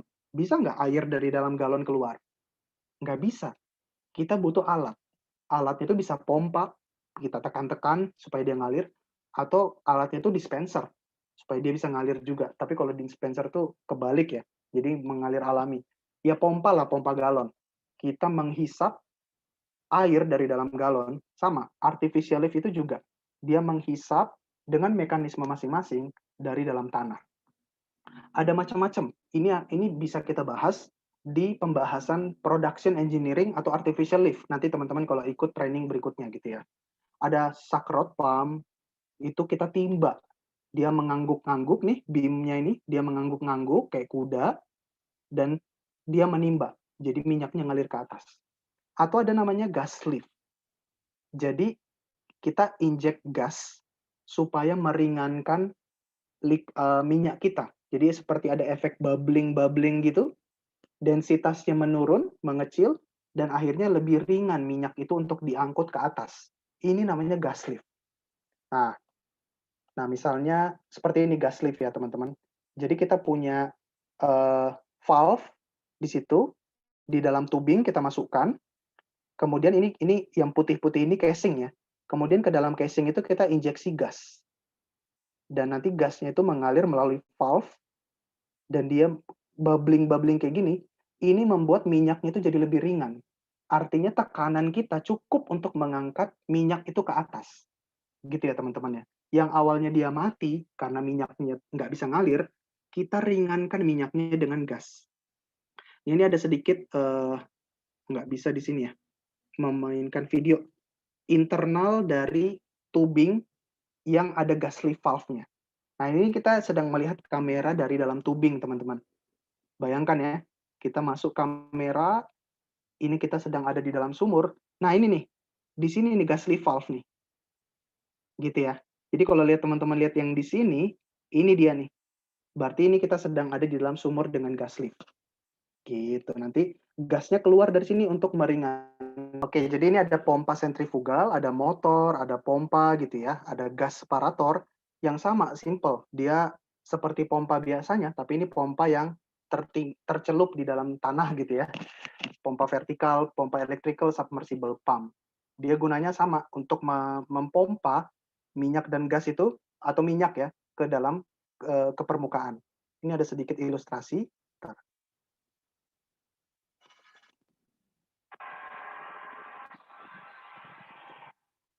Nah, seperti ini ya, pompanya dalam tanah atau di dalam sumur, ada gas separator gitu ya, ada submersible pump-nya. Nah, ada listrik, kemudian listrik ini menggerakkan motor gitu ya, menggerakkan motor dan akhirnya pompanya berputar gitu ya. Dan dengan perputaran dari pompa tersebut, dia mampu menaikkan tekanan dari dalam tanah untuk naik ke permukaan. Gitu ya. Seperti ini. Gasnya dipisahkan dulu supaya tidak terjadi kavitasi di pompa dan minyaknya dipompa ke atas. Ini impellernya gitu ya. Dari stage 1, stage 2, stage 3 naik terus minyaknya ke atas sampai ke permukaan. Nah, ini artificial lift gitu ya. Nanti teman-teman production engineer yang akan mendesain gitu. Ada macam-macam juga, ada namanya progressive cavity pump gitu ya. Jadi ada ulir di sini yang berputar gitu, ulirnya dan minyaknya naik ke atas. Ada juga hydraulic jet pump dan plunger lift gitu ya. Ini mohon maaf saya matikan dulu mungkin videonya supaya lebih lancar. Hydraulic jet pump ini seperti ejector, kalau teman-teman teknik kimia atau teknik mesin tahu, dia terjadi perpindahan energi gitu ya, dari power fluid dengan produce fluid. Jadi fluidanya naik ke atas. Ada juga plunger lift, ini sama mirip seperti gas lift, tapi dia mengisi gas di dalam casing, kemudian pada waktu tertentu dia buka gasnya, dan kemudian minyaknya dinaikkan ke atas dengan plunger seperti ini. Jadi ditendang plungernya dengan gas, zoom, dan di atas plunger ini ada minyak yang terproduksi ke atas. Nah, beda-beda, beda sumur, beda artificial lift, beda reservoir, beda artificial liftnya. Kita harus tahu kebutuhan reservoir kita itu seperti apa. Apakah ada pasirnya atau enggak? Apakah ada banyak gasnya atau enggak? Apakah laju alirnya kita mau banyak atau enggak? Dalam atau enggak reservoirnya? Nah, itu ada seperti ini matriksnya supaya kita tahu nih, artificial lift yang paling cocok untuk sumur saya itu seperti apa. Nah, ini bisa kita lebih bahas lebih dalam gitu ya di nanti kalau ada kursus artificial lift atau production engineering. Oke, jadi refreshing sedikit. Di awal kita udah introduction. Petroleum industry itu seperti apa sih? Ada geologis, company-nya macam-macam gitu ya. Ada oil company, service company, consulting company gitu ya. Kemudian kita masuk ke chapter pertama gitu. Itu tentang reservoir gitu ya. Reservoir itu seperti apa dalam tanah? Ada seismik, ada core, ada logging, macam-macam reservoir. Kemudian kita gimana mengambil minyak dan gas dari reservoir ke atas? Itu dengan membuat sumur. Kita macam-macam desain sumurnya, teman-teman. Dan sekarang kita bahas yang agak lebih luas tentang apa namanya, sistem produksi oil and gas itu sendiri seperti apa, gitu ya. Nah, sekarang kita masuk. Nah, kalau kita bahas tentang produksi, kita bahas dulu sebenarnya seberapa banyak dalam tanah. Nah, gimana caranya? Kita harus hitung volume reservoir kita, gitu ya. Kita harus hitung volume reservoir kita supaya kita tahu minyak dan gasnya itu ada berapa banyak dalam tanah. Nah, kita punya dong data seismik, logging, kita punya peta, kita punya simulasi, kita bisa hitung volumenya. Berapa area reservoir A-nya, berapa thickness reservoir H, gitu ya. Berapa net to gross. Net to gross ini adalah berapa banyak porsi net. Net ini artinya reservoir dibandingkan gross. Gross itu keseluruhan. Jadi kita tahu ya, di dalam body reservoir itu nggak semuanya adalah tempat penampungan oil dan gas. Bisa aja shale tersebar di mana-mana. Itu tidak kita hitung sebagai net. Nah, jadi kita perlu tahu net to gross-nya berapa. Kemudian kita punya data porosity, seperti ini ya. Kita juga punya data saturasi. Dan terakhir kita punya namanya recovery factor. Recovery factor ini adalah berapa persentase minyak dan gas yang bisa kita ambil dari reservoir kita. Gitu ya, bisa 30%, bisa 50% gitu ya. Jadi hampir impossible kita bisa mengambil 100% minyak dan gas kita. Kenapa? Karena kita susah di dalam tanah, kita nggak tahu minyak dan gas itu tersebar di mana aja, kita nggak tahu. Jadi biasanya recovery factor itu nggak sampai 100%. Paling banter 50% aja gitu ya. Nah, semakin canggih teknologi kita akan semakin bisa meningkatkan recovery factor. Nah, salah satu tugas utama dari petroleum engineer adalah untuk meningkatkan recovery factor. Nah, ini masih gampang nih kubus atau balok gitu ya. Tapi reservoir kan nggak seperti itu. Reservoir tuh lebih mirip seperti ini. Nah, kebayang ya, kalau kita punya gambar kayak gini, kita mungkin akan kebayang tentang peta kontur tadi yang saya bahas di awal. Jadi teman-teman geologis dengan model reservoir mereka akan menghitung berapa volume reservoir kita yang gross. Jadi ada gross rock volume dengan model seperti ini, kontur-konturnya, dia bisa menghitung berapa volumenya dengan metode trapezoidal atau prismoidal. Kemudian net to gross gimana menghitungnya? Net to gross bisa kita dapatkan dari perhitungan seperti ini. Nah, kalau kita punya seperti ini, kebayang nggak? Ini datanya dari mana? Datanya dari data logging. Gitu ya. Karena dari logging kita akan tahu shell-nya berapa banyak, sand-nya berapa banyak, shell-nya berapa banyak lagi, tight sand-nya berapa banyak. Gitu ya. Jadi untuk satu body ini, itu namanya gross rock. Kalau kita buang sebentar ya. Kalau kita buang shell-shellnya, lapisan-lapisan shell, kita dapatkan net sand. Kalau kita buang, kita potong lagi, kita buang lapisan airnya, yang kita dapatkan net reservoir. Kalau kita filter lagi daerah yang tight seperti itu, yang tight itu artinya low permeability ya, yang susah dialiri, kita akan dapatkan net pay. Nah, minyak kita itu kebanyakan di net pay ini saja. Jadi yang awalnya kita punya setebal ini, tapi setelah kita filter, ternyata minyak kita itu cuma ada di HP1, HP2, HP3. Jadi semakin tipis. Nah, dengan inilah kita bisa menghitung tadi volume reservoir kita. Kemudian kita berbicara tentang pressure transient analysis.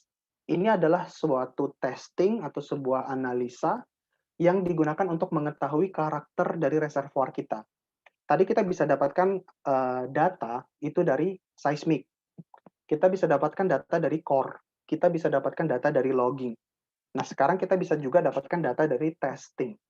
Testing itu bisa kita lakukan dengan, misalnya ini kita punya asparator, ini kepala sumur, ini reservoir, kemudian laju alirnya, kita buka kerannya, kita buka valve atau choke, kita atur laju alirnya, gitu ya. Kemudian kita turunkan data recorder di dalam sumur, kemudian data-datanya, data tekanan, data temperatur, itu direkam di dalam recorder di dalam sumur, kemudian kita cabut datanya, dan kita analisa. Kita download datanya dan kita analisa. Nanti kita akan dapatkan profil seperti ini. Yang bawah itu Q, artinya laju alir. Yang atas itu pressure atau tekanan. Kita bikin plot seperti ini, ya. Berarti ini Q-nya ini 0, kita matikan sumur, kita hidupkan, kita matikan lagi, kita hidupkan, dan demikian seterusnya kita dapatkan profil tekanan seperti ini. Ini yang akan kita olah di software kita. Nah, kira-kira seperti ini cara kita memasukkan tool ke dalam. Tool logging bisa seperti ini. Tool recorder juga bisa seperti ini untuk mengukur tekanan atau temperatur, gitu ya. Kita punya kren, gitu ya. Dengan kren ini kita naikkan ini alat namanya lubrikator, dan ke dalam lubrikator ini kita masukkan tali kita atau slick line atau wire line yang di ujungnya itu ada recorder kita. Kita turunkan pada kedalaman di sumur, gitu ya. Jadi misalnya ini kita masuk nih ke dalam sumur, kita taruh di sini, dan kita lakukan pengaliran sumur. Nah, sumur dari reservoir, fluida dari reservoir akan mengalir kan, seperti ini, dari segala arah menuju ke dalam sumur.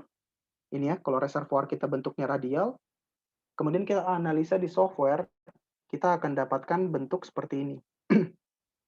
Nah, dengan ini kita bisa menganalisa permeability kita berapa, gitu ya. Dan batas-batas reservoir kita itu seperti apa. Nah, kalau analisanya lebih expert lagi nih, ini kalau teman-teman tertarik reservoir engineering, kita bisa bahas ini namanya pressure transient analysis. Jadi yang di kiri itu bentuk sumur. Ada sumur dengan fracturing, gitu ya teman-teman. Dan ini profilnya. Ada sumur seperti ini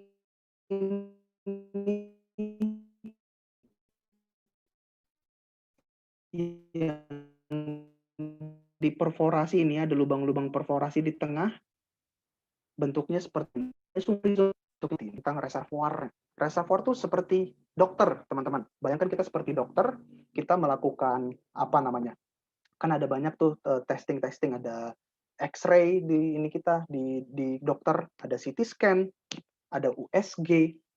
Nah, sama itu dokter melakukan itu untuk menganalisis dalaman tubuh manusia. Nah, sama kita engineer petroleum dan reservoir engineer melakukan testing-testing untuk mengetahui dalaman reservoir itu seperti apa. Nah, seperti ini. Kalau saya punya hydraulic fracturing, seperti ini. Nah, kalau lapangan saya atau reservoir saya homogen, artinya porosity di mana-mana itu sama gitu ya. Saya akan mendapatkan bentuk seperti ini. Tapi kalau reservoir saya ada 2 layer, ada layer 1, layer 2, dan beda properti atau sifatnya, saya akan mendapatkan seperti ini di software. Celah, kawah seperti ini. Kalau saya punya reservoir dengan banyak patahan, fracture, saya akan dapatkan seperti ini. Kalau reservoir saya punya sifat namanya radial composite, artinya ada zona-zonanya ya, ada zona 1 di sekitar sumur, ada zona 2 di daerah yang lebih luas, saya akan dapatkan seperti ini. Nah, saya juga bisa dengan pressure transient analysis ini, dengan mati hidupkan sumur, saya bisa tahu batas-batas reservoir saya. Tadi saya bahas di awal bahwa fault atau patahan itu bisa membentuk trap, atau dia menjadi batas atau boundary reservoir. Kita bisa mengetahui, misalnya kita sumur, bisa tahu dari analisa ini. Bisa juga fault-nya itu bentuk seperti ini, intersecting gitu ya. Di dalam tanah itu kan bisa terjadi macam-macam tektoniknya. Kita akan dapatkan kurva seperti ini. Atau bisa juga U-shape boundary, teman-teman. Bisa banget seperti ini. Ada bentuk trap-nya macam-macam gitu ya. Atau misalnya kita punya reservoir yang dulunya itu sungai. Kita punya channel reservoir, kita analisa bisa bentuknya seperti ini. Atau misalnya reservoir kita silinder lingkaran seperti ini, radial seperti ini ya. Kita akan punya seperti ini. Nah, misalnya nih, jadi seperti itu ya gunanya analisa well testing itu kita bisa mengetahui reservoir kita seperti apa. Nah, ini ada sedikit animasi gitu ya. Misalnya ini kita punya zona reservoir yang berbentuk persegi panjang, kita punya sumur. Ketika kita produksikan atau kita matikan, itu kita sedang mengganggu reservoir. Bayangkan teman-teman membuang sebuah batu ke dalam kolam, apa yang terjadi? Akan terjadi gelombang. Gelombang yang beriak-riak seperti itu ya. Yang gelombang ini makin lama makin menyebar ke tepi kolam. Sama ketika kita mengetes reservoir, memproduksikan, akan terjadi respon yang sama. Misalnya yang diproduksikan, terbentuk gelombang. Seperti ini dia. Jadi ini kita gelombang pertama, kita akan dapatkan profil seperti ini. Kemudian dia jalan lagi. Nah, gelombangnya itu menyebar lagi nih. Dia masih belum tahu ada boundary atau enggak, dia belum lihat nih, karena gelombangnya belum nyampe. Kemudian gelombangnya bertabrakan dengan batas yang atas. Mulailah dia kurvanya naik dari B ke C. Nah, di titik ini kita reservoir bisa membaca, kemungkinan di sekitar sumur saya itu ada patahan, gitu ya. Satu patahan terbaca. Kemudian lebih lama lagi, oh dia membentur sekarang ke patahan yang samping kanan. Dia naik lagi dari C ke D. Teruskan lagi, boom, ada lagi patahan lagi. Mulai lagi naik nih dari D ke E, gitu ya. Jadi kebaca, terus sampai kita testing cukup lama, kita mendapatkan, oh ternyata reservoir saya seperti ini. Artinya, saya punya reservoir yang dibatasi oleh banyak fault atau patahan. Inilah gunanya pressure transient analysis, teman-teman, gitu ya. Jadi sangat penting kita matikan, hidupkan sumur, dan kita tahu informasi reservoir kita seperti apa. Nah, terakhir seperti ini ya. Jadi seperti ini gelombang di dalam reservoir. Tapi detailnya kita bisa bahas di reservoir engineering. Nah, berikutnya ya teman-teman, sekarang kita bahas tentang performance sebuah sumur atau reservoir. Jadi di sini kita punya reservoir yang punya tekanan namanya P reservoir. Kemudian di dalam sumur dia punya tekanan namanya PWF atau tekanan dasar sumur. Nah, kita mengetahui karakteristik performa dari lapangan atau dari sumur kita itu dengan menganalisa inflow. Inflow itu artinya aliran masuk sumur, dan outflow. Artinya aliran keluar sumur. Masuk dari mana? Masuk dari reservoir. Outnya dari mana? Outnya dari tubing. Gitu ya. Kita punya plotnya seperti ini, ada flow rate di bawah versus tekanan. Kita punya tekanan reservoir, P reservoir, kemudian kita punya tekanan separator di atas, di bawah sini kita bikin, kemudian reservoir mengalir.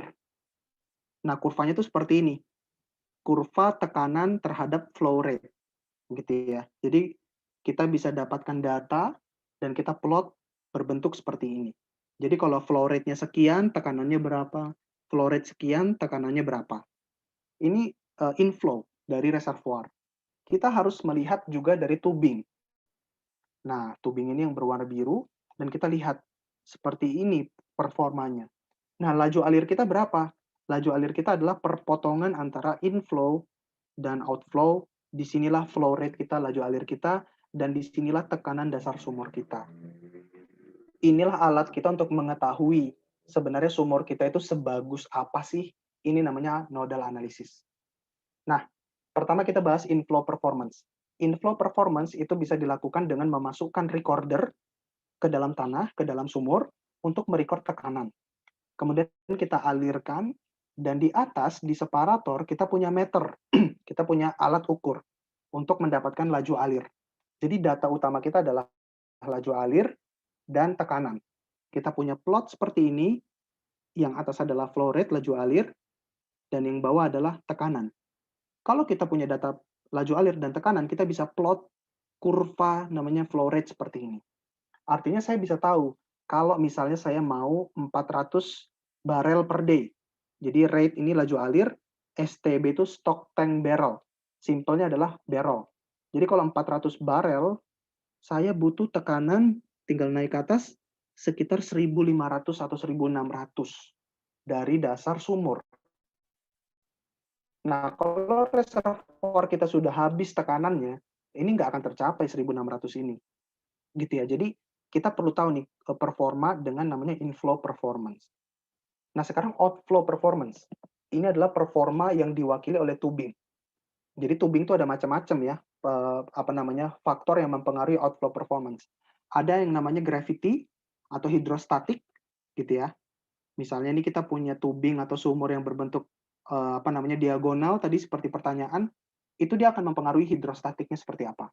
Kemudian juga ada yang namanya regime, gitu ya. Ada bubble flow, ada slug flow, ada transition flow, ada annular flow. Ini semua mempengaruhi aliran di dalam sumur, di dalam tubing.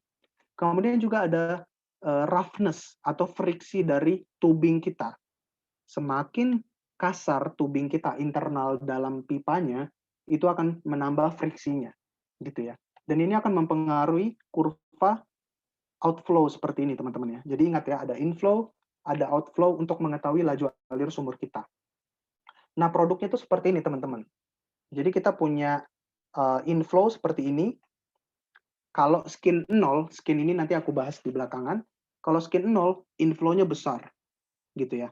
Tapi kalau ternyata skin-nya 5 atau skin 10, maka inflow-nya lebih turun. Skin ini adalah penyumbatan di dalam sumur yang dikuantifikasi menjadi 0, 5, 10. Ini sumbatan gitu ya. Bagaimana caranya kita bisa menghilangkan skin? Kita lakukan namanya stimulasi. Nanti stimulasi belakangan saya bahas. Itu dengan menggunakan hydraulic fracturing. Nah, ini outflow dari kita buat dengan ESP, dengan submersible pump. Ada yang dengan 300 stage, ada yang dengan 200 stage. Dia mengubah kurva outflow-nya. Nah, semakin besar ESP kita, outflow-nya semakin bagus. Semakin kecil skin-nya, inflow-nya semakin bagus. Artinya rate laju alir kita semakin besar. Nah, tadi saya bahas ada skin. Skin itu adalah penyumbatan di sekitar sumur. Gitu ya. Jadi misalnya ini kita punya reservoir yang cukup jauh, itu regionnya cukup sumur ya. Nah, jadi misalnya kita punya lubang perforasi, tadi yang saya sudah bahas lubang perforasi, ternyata di lubang-lubang itu banyak tertumpuk sumbatan-sumbatan. Ini yang mengganggu aliran. Ini yang namanya skin, seperti kulit gitu ya. Dia mengganggu aliran dan dia menurunkan laju alir. Nah, kalau kita lihat dari atas tuh seperti ini. Jadi radiusnya itu cukup sekitar berapa inci dari sumur gitu ya. Dia menjadi sumbatan terhadap aliran. Nah, ada macam-macam nih sumber-sumber damage-nya itu ya. Ada karena pasir, ada karena swelling gitu ya, artinya lempung-lempung di dalam tanah itu dia mengembang. Kemudian juga ada pembentukan scales, kerak-kerak mineral seperti itu, atau karena emulsi, campuran antara minyak dengan water. Ada juga sludge atau lumpur, ada juga karena aspal. Itu semua bisa menyumbat sumur. Dan caranya supaya sumur kita sehat kembali, kita melakukan namanya stimulasi. Nah, stimulasi itu ada cukup macam-macam tekniknya. Yang paling sederhana adalah membersihkan sumur dengan asam atau acid. Kita injek aja acid, kita diamkan beberapa jam, dan nanti asamnya ini dia akan memakan atau mendissolve, atau dia bereaksi gitu ya dengan padatan, dan padatannya itu lumat, hancur gitu ya. Itu kalau acid cleaning. Kita juga bisa melakukan acid stimulation dengan menambah tekanan lebih besar. Artinya acid kita masuk ke dalam reservoir. Seperti ini. Dia masuk dan dia memakan batuan-batuan reservoir sehingga lubang kita jadi lebih luas gitu ya. Dan minyaknya lebih gampang masuk ke dalam sumur. Atau yang lebih agresif lagi namanya hydraulic fracturing. Ini yang paling advance. Ini yang membuat Amerika itu jadi raksasa gas gitu ya, mengalahkan Arab Saudi. Kalau Arab Saudi itu banyak minyaknya, Amerika banyak gasnya. Itu karena teknologi hydraulic fracturing. Dia mampu merekah batuan-batuan sehingga banyak akses minyak dan gas masuk melalui fracture ini. Gitu ya. Jadi ini untuk menstimulasi supaya aliran ke dasar sumur itu lebih besar. Nah, ini seperti ini hydraulic fracturing ya. Baik di sumur vertikal maupun horizontal, itu dia bisa. Seperti ini, dia rekah, jebol gitu ya. Dan ini bisa ratusan feet, bisa puluhan meter rekahan-rekahan seperti ini gitu ya. Nah, ini seperti ini, dia buat di daerah reservoir, rekah-rekah gitu ya.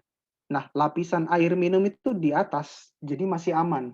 Jadi cukup aman lah kita melakukan hydraulic fracturing, dia tidak akan menjebol lapisan air tanah seperti itu. Nah, ini slide-slide terakhir ya. Jadi seperti ini hydraulic fracturing teman-teman, step-stepnya kita lakukan pre-treatment, kita lakukan inisiasi, kemudian kita injek tekanan tinggi dan frakturnya itu menjalar ke dalam reservoir, butiran-butiran seperti keramik yang bentuknya kecil, dia kita masukkan ke dalam fracture itu, supaya dia menyangga, supaya rekahan tadi tetap terbuka. Gitu Pak. Jadi reservoir di dalam tanah itu kan tekanannya tinggi. Ketika dia direkah, reservoir kita pengen nutup lagi. Nah, dengan propan ini kita bisa mengganjal supaya tidak terjadi penutupan kembali rekahan-rekahan tersebut. Akhirnya udah kita clean out, kita bersihkan lubang bor, dan kita produksikan. Ini real kasus ya. Jadi yang warna hijau ini laju alir. Jadi kita punya sumur, awalnya itu produksinya itu cuma 300, turun terus karena formation damage ya. Karena dia ngeplak menyumbat sumur, akhirnya mati. Di 2015 sampai 2016 sumur mati. Kemudian dilakukanlah hydraulic fracturing dan lihat produksinya boom, langsung bombastis naik. Ini juga seperti ini ya. Jadi produksi kita minyak turun, makanya minyak katanya cepat habis gitu ya. Karena seperti ini, ada banyak masalah. Produksinya turun, sumbatan-sumbatan, tapi karena teknologi hydraulic fracturing, boom, produksi naik lagi. Seperti itu teman-teman. Nah, kemudian ada namanya surface facility. Jadi ketika kita dapatkan minyak kita dari dalam tanah, dari dalam sumur, kita harus memproses. Karena yang kita dapatkan itu masih campuran antara minyak, gas, dan oil. Kita nggak mau jual water, kita nggak mau jual air gitu ya. Yang harus kita jual adalah minyak atau gas. Jadi kita perlu namanya proses separation and treatment gitu ya. Nah, yang menerima minyak kita dan menerima gas kita pasti dia punya spesifikasi masing-masing gitu ya. Berapa salinity-nya, berapa kadar garamnya, berapa kadar padatannya, berapa kadar waternya, itu mereka punya spek masing-masing dan proses kita harus bisa menghasilkan minyak dan gas sesuai spek tersebut. Speknya contohnya di bawah. Nah, gitu ya. Nah, ada beberapa alat utama, separator untuk memisahkan gas, water, dan oil. Ini banyak nanti yang menghandle ini adalah teman-teman dari teknik kimia ya, yang menjadi surface facility engineer. Kemudian juga ada tangki, ini juga misalnya wash tank ini untuk memisahkan juga lebih lanjut antara minyak, water, dan juga gasnya. Nah, ini bentuk yang lebih lebih real gitu ya. Jadi kita punya wellhead, sumur, minyak kita mengalir menuju production unit gitu ya. Di sini dipisahkan, nampung lagi ke dalam FWKO atau separator untuk memisahkan aliran minyak dan gas dan water. Waternya itu masuk ke pipa yang warna biru, minyaknya masuk ke aliran yang warna hitam. Kemudian masuk ke separator, ini beda-beda ya, beda perusahaan, beda lapangan, beda skemanya atau beda konfigurasinya. Tapi kira-kira seperti ini. Jadi masuk separator, dipisahkan gasnya, waternya, dan oilnya. Oilnya bisa masuk lagi ke heater treater untuk mengkondisikan supaya viskositasnya lebih bagus gitu ya, dan juga membuang beberapa airnya, gasnya. Kemudian terus masuk ke tangki, dikumpulkanlah minyak tersebut dan masuklah misalnya ke truk, ke trucking. Nanti truk ini bisa membawa ke pabrik yang lain atau proses facility yang lain. Atau bisa juga masuk ke LACT. LACT ini adalah alat ukur untuk kita menjual minyak. Misalnya dari Medco mau jual ke kilang minyak gitu ya. Nah, ini harus ada alat ukur namanya LACT. Nah, apa yang terjadi ke airnya? Airnya ditampung ke tangki dan kita bisa injekkan kembali ke dalam tanah. Kan tadi dibilang gimana kalau tekanannya habis? Kalau kempes gimana reservoirnya? Ya harus kita topang tekanannya dengan water injection. Nanti ada terakhir saya bahas gitu ya singkat. Jadi kita menginjeksikan air ke dalam reservoir supaya tekanannya itu ditopang, di-maintain, supaya reservoir kita tidak cepat mati gitu ya. Kemudian gasnya bisa juga dikumpulkan, gas-gasnya ke vapor recovery unit, VRU gitu ya. Dikumpulkan dan bisa dikompres lagi dengan kompresor bisa juga diinjeksikan ke dalam tanah, ke dalam sumur gitu ya, atau bisa digunakan untuk berbagai macam keperluan lah. Bisa juga gas-gas ini kita bakar di combustor atau ke flare. Biasanya sih kalau kita nggak jualan gas, ya gasnya kita flare, kita bakar gitu di stasiun. Tapi kalau kita jual gas, ya kita murnikan lagi nih ke gas dehidrator, kita membuang H2S dan CO2-nya, dan gasnya ini kita pompa. Misalnya kita pompa ke PLN, gitu ya, atau pompa ke pembangkit listrik daerah, gasnya gitu ya, menggunakan gas gitu. Oke, lanjut ya, di bagian terakhir nih. Nah, recovery method. Jadi kita mengambil reservoir, mengambil minyak dan gas itu namanya recovery. Seberapa banyak jumlah yang bisa kita recover itu tergantung dengan mekanisme produksi. Ada primary oil recovery, secondary atau tertiary. Primary itu adalah kalau kita produksikan dengan tenaga internal reservoir sendiri, gitu ya. Secondary kalau kita injeksikan air atau gas untuk mendorong minyak dan gas. Tertiary ini kalau kita injeksi chemical, surfaktan, kita masukkan berbagai macam chemical gitu ya, supaya kita mendorong minyak dan gas. Ini saya cepat aja karena waktu kita sudah hampir habis. Jadi ada 3 recovery method, ada primary, secondary, dan tertiary. Primary itu kita memproduksi dengan tenaga alami reservoir. Ada depletion drive, gasket drive, compaction drive, natural water drive, saya akan singgung sedikit. Ada secondary oil recovery, ini kalau kita injeksikan water untuk mendorong minyak menuju sumur. Kemudian terakhir tertiary, gitu ya. Jadi biasanya kita fokus ke primary, dan itu kita cuma bisa mendapatkan 10-30% minyak dari reservoir. Artinya 70 masih kependam di dalam tanah. Kalau kita lakukan secondary recovery, kita bisa dapatkan ekstra 10-20%.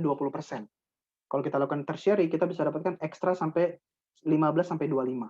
Artinya dengan teknologi kita saat ini, kita baru bisa mendapatkan 30 sampai 20 tambah 25 sekitar 70-an 70-an persen oil. Masih sekitar 30% itu unrecoverable. Kita butuh teknologi yang lebih canggih untuk bisa mengambilnya. Nah, primary recovery itu seperti ini. Jadi kita punya aquifer dalam tanah namanya water drive, dan dia mendorong minyak dan gas menuju sumur. Kemudian juga ada gas cap.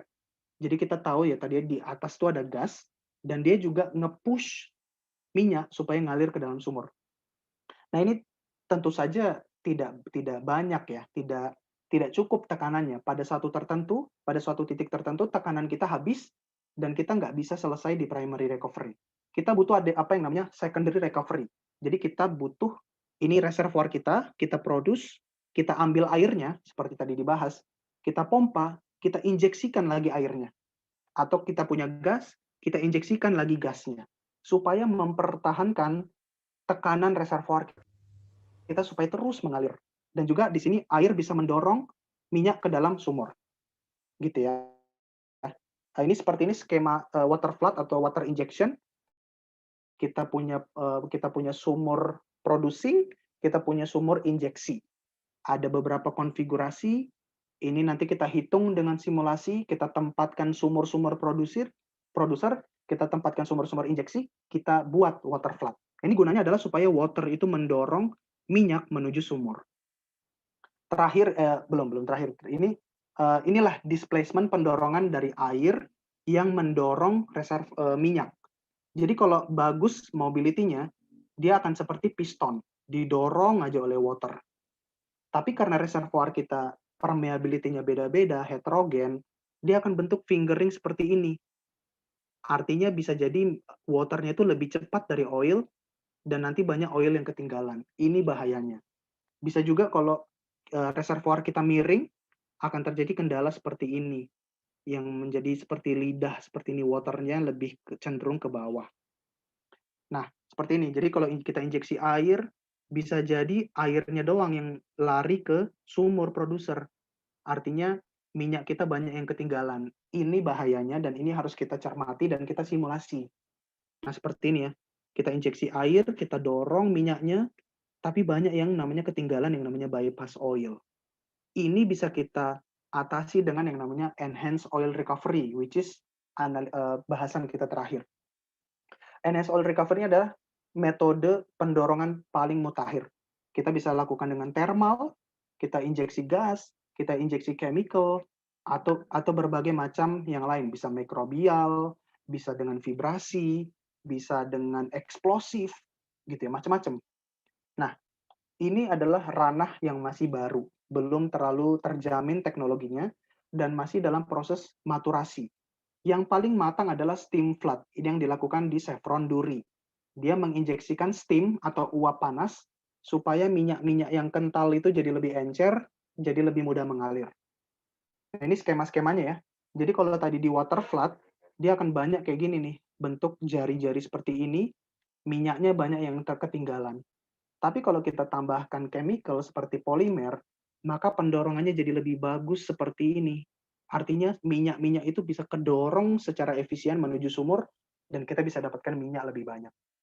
Ini kalau kita injeksikan steam untuk menstimulasi supaya minyak-minyak kentalnya itu bisa mudah mengalir, dan juga seperti ini ya, ada yang injeksi gas, ada yang injeksi water dan gas, ada yang injeksi apa nih, bahan bakar gitu ya, dia combustion supaya viskositas minyaknya tuh turun dan minyaknya jadi lebih mengalir, lebih mudah mengalir, dan terakhir steam sama gitu ya. Dia menginjeksikan uap dan dia mendorong minyak dan gas menuju sumur. Oke, terakhir konklusi. Jadi kita udah panjang lebar membahas reservoir, sumur, dan produksi. Di titik ini, sekali lagi saya ingatkan, imajinasi itu lebih penting dari knowledge. Saya harap 2 jam ini cukup untuk membuat kalian membayangkan petroleum itu seperti apa. Ternyata sangat menyenangkan dan bisa dipelajari. Jadi, yes, you can be a petroleum engineer, and yes, you can do well in oil and gas industry. Yang penting kalian punya minat belajar, nonton YouTube, training gitu ya, baca buku, itu bisa menyiapkan kalian menjadi petroleum engineer. Dan juga ada banyak sekali data di reservoir kita, ada data seismik, data logging, data testing, data core. Itu tidak ada gunanya kalau dia cuma jadi data. Kita harus atur, kita arrange, kita korelasikan, kita analisa, dan kita presentasikan dengan baik, barulah kita punya interpretasi, evaluasi reservoir yang lebih bagus, yang lebih mudah dibayangkan. Oke, jadi sekian dari saya.